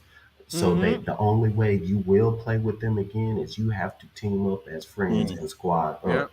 And then when you do Yeah. that, they'll put you with harder teams that are way better than you and then destroy you all to get that gambling feel of Yep. one more game, one Mm-hmm. more game, one more Mhm. game. I Yeah. like it This. how Yeah. Halo does it Yeah. Yeah. and you play and you Hey, keep Halo seems to playing. base it on. Yeah, Halo seems to Yes. base it on team averages. So, like Ain said when I told him, well, if it does averages, I'm bringing the average way down. Ain just like you're on my team every game because my my kill death ratio is way low. My score is way low, Right. but I'm still having fun.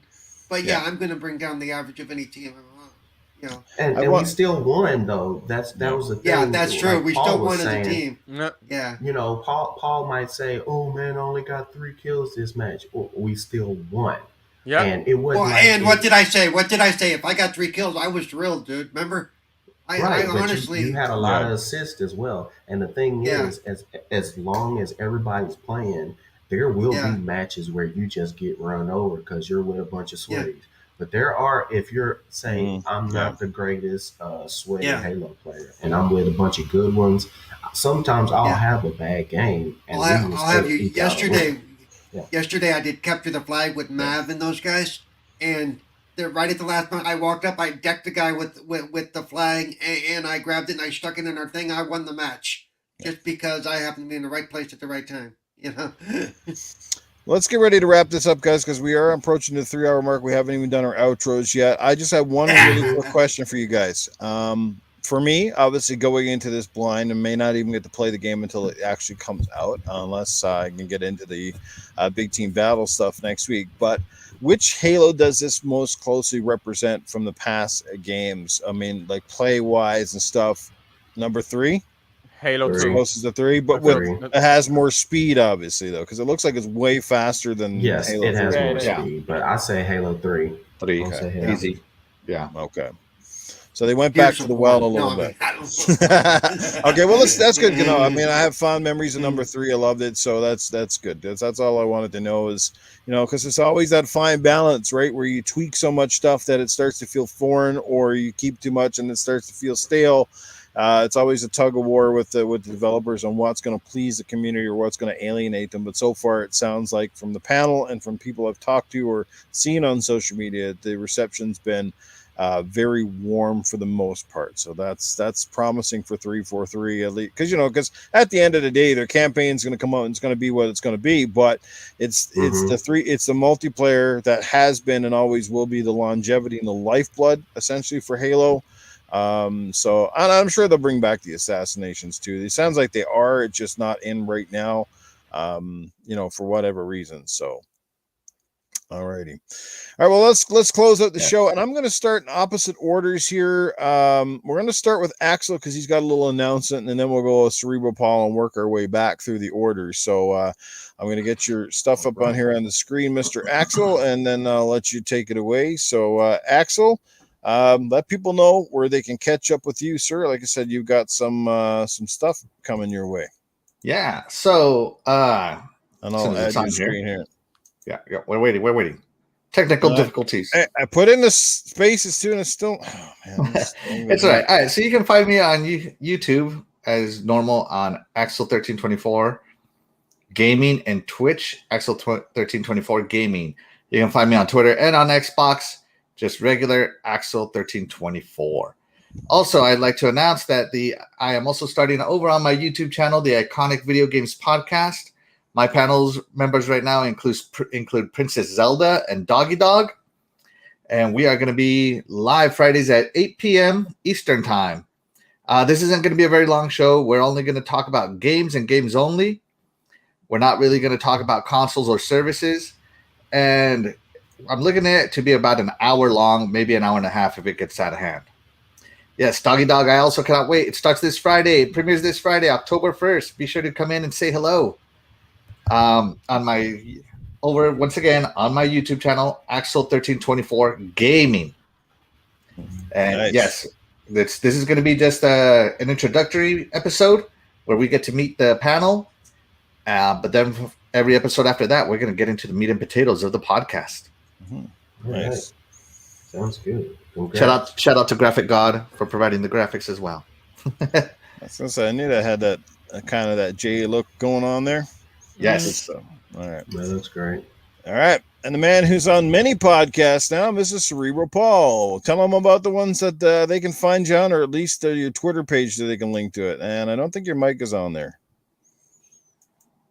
Paul, you're on mute. It wasn't. I muted it because. So yeah, you can. The big thing is you can find me on Twitter, Cerebral Paul 1. You can find me on Twitch at Cerebral Paul. YouTube at Cerebral Paul. Though the YouTube one, people say they type it in, doesn't go to it, but you'll figure it out.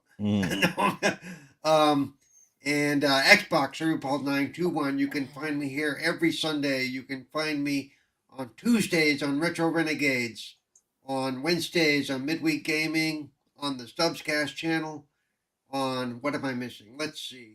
Thursday on 4GQ TV with Clowns, Carlo Clowns and those guys. That's a lot of fun. And for Friday and Saturday, I do community game night. Saturday with Newf. Newf, we may not do it again next week because again, Halo. Big battle time. Yeah. So yeah, I avoided it last night because I think it would have been tough to get people. So we're probably gonna. I think we're gonna end up skipping next week as well, probably. Sunday again, and in about 2 hours, you might find me on the Flammers Experience, the return of the show today. So that'll be fun. And again, my important thing is next month is Disability and Accessibility Awareness Month. Please, if you see me streaming, just pop in, say hi. I'm not asking you to throw money at me, but it'd be nice to get some eyes on the stream and maybe get some information. Also, on the Xbox Ambassador channel. I know a lot of you aren't ambassadors. You don't need to be. At the end of the month, hopefully, we're going to have a show with a bunch of us. One of them's going to be a person who plays without sight. There's going to be me, and then there's going to be a person who actually uses one of those blow controllers to control his gaming. And you're going to see us all talk about our disability and accessibility and how we play the games. And hopefully, you'll have a little bit of a sample of gameplay from all of us as well. Nice. I'm an ambassador. Go check him out. All right, next up we got Scrub Nurse, who's like I said, been keeping himself busy with personal life stuff and obviously some podcasts. Now a member just a few weeks back of Gaming Beyond the Box. Let people know where they can check you out on that one and everything else you got going on, brother. Yeah, you can find me on Twitter, ScrubNurse3. Hit me up on Xbox if you need a fourth player. Play on Halo, and I'll be Scrub Space Nurse. My Facebook page where me and a couple of guys play online. That'll be the Bayou Elite. But also on Wednesdays, I'm playing and hanging out with the guys. You know, Dreadpool and the Chad, him too. We're on Wednesdays on Wilmy Hood's channel, Gaming Beyond the Box. So you can come say hey to us there. You know, Sundays I'm drinking coffee. Wednesdays it might be wine. So we're having a good time. So just always on Sundays, love to see you guys out here supporting us. We always have a fun time. I know the whole panel appreciates it. So thank you for another great show. Appreciate it. We certainly do. All right, up next we got Eternal Shaddai. Let people know what's happening with you. No problem. First of all, I would like to thank everybody that took the time this morning to watch us do the podcast. It's very much appreciated for taking your time to watch us and hear our crazy point of views and some crazy, crazy sounds, weird sounds from Newf. But anyways, you can find me on Twitter at Eternal Shaddai. Same thing for the Xbox console. Also, you can find me on Twitch at ETE Eternal Shaddai. I do podcasting in Spanish on Facebook Gaming called Cultura de Mancos, and I do have one extra. This Saturday, October 2nd, I will be a special guest on the, what is it called? Grown Women's Gaming with L Boogie, Lady Infamous, Charisse, and Delilah HD. So I'll be there for the first time talking about, I guess they want to talk about the Hispanic Heritage Month. So I'm going to be there. Nice. All right. And finally, let's get down to the lady who went quiet during the Halo conversation, but let's get her to the outro here. Well, wake up, Terri. We're almost there. Coolcat Terri, where can people find you? And after this week on the show for these links, because I don't know, every time I keep adding spaces, this program just it smashes everything together. So I'm just descriptions are down in the bottom of the podcast notes, and I'll just be putting up the Twitter handle and their Xbox Live gamer tag for future episodes, so we don't have to mess around and it looks all weird. So, all right. But anyway, Terri, let people know where they can catch up with you. All right, you can go ahead. You can find me on Twitter at Coolcat_Terri. Wrong on there. And then you can go ahead. I have the underscore in my thing, and it gets rid of it when I put it in here every time. I don't know why. My Twitter is the only one that has the underscore. Otherwise, you can go find me anywhere else without it. So you can catch me on Twitch during the week, Mondays, Monday through Thursday, 6 to midnight Eastern, Friday 7 till whenever. Usually I'm doing Friday nights right now on Fridays, and then Saturdays are iffy. I might do afternoon, I might do evening. It's just kind of what's going on because the weekends are unpredictable right now. So you can go and catch me there. I also have my own podcast called Just a Glimpse. You can go and find that on Spotify, Amazon, Google, Apple, all that good stuff. You can catch older episodes on my YouTube if you want to go check that out. That's also Coolcat Terri. You can go find that if you want to do that. Otherwise, to see the keep it recent, you're going to need to go and do the audio stuff because that's where I try to keep it exclusive. Nice. There you go. And like I said, all the descriptions are down below. And Terri, if you actually go to the YouTube channel, you will see how it's actually done. And it does never come out when I do the message here on the chat. So the right links or the way it's shown is right in the description at the podcast. So go follow all these awesome people. Paul had to jet. He had to pee. And if I keep farting on podcasts, I have a feeling my new name is going to be Poop Nukem. So that's a pretty good gamer type. Poop Nukem. All right, but anyway, you guys know where to find me. It's self-explanatory. Newf Nukem just about everywhere. Big, huge thank you to my amazing panel. I want to wish the best of luck for Axle, Doggy Dog, and it was Princess Zelda, correct? Yes. Yes. Princess Zelda on your new endeavor, your new podcast, a very crowded scene out there. Hopefully you can find an audience on Friday nights to come in, and it sounds like it's going to be a good show. I'm sure you guys will do great and look forward to it. So again, it's up on the screen right now. Shout out to Graphic God and his amazing work. Always does just phenomenal graphics and seems to nail everything just about every time. He's in the chat right now, so thanks to him. Dreadpool, Doggy Dog, Caper Grant, the list goes on, guys. Thank you so much for your support. You guys absolutely mean the world to us. All the super chats today were it flatters me, blows my mind. Even the fact you show up for a minute here or 2 minutes to come in and say hello, like some people do. I know they don't stay for the show, but that's just the fact that you come out and take a moment to boot it up and say hello, everybody. It means a lot to us. And those who catch it on the replay too. I know for some people Sunday mornings are tough. It could be Sunday evening in your neck of the world, wherever you are. So again, bottom line is the support is appreciated. Please share, like, subscribe. Even thumbs down if you got to. If you don't like it, I know we had 2 on this show today, which is not bad. 55 versus 2, so I think we're doing something in the right direction. 2 haters, obviously, or just did not like what we had to bring to the table. But hey, you can't please everybody. We're not even going to try. You either like us or you don't. But anyway, you know where to find me, guys. And again, Tuesday nights, Gaming After Dark. Looking forward to having probably a good guest this week. As well. We'll see what happens there. Some more topics. Hey, Mr. Tushy's still here. Good to see you, Tush, man. And hopefully we can get the community game. At least hopefully I'll be back on community game night sometime soon. Tushy, Animated Evil running theirs for the UK crowd. I mean, obviously anybody can join in, but they have their time zones and games, and they put it out on Twitter. So go follow those guys and check out that stuff. And again, because Halo again, probably next weekend, I probably won't be part. I was going to host one. So Saturday nights anyway is usually the community game nights. And that's it. We'll be back here again next week. Look forward to another Dynamite show. But until then, everybody stay safe, have fun, keep it real, and game on, everybody. Bye, everybody. See you later. Bye.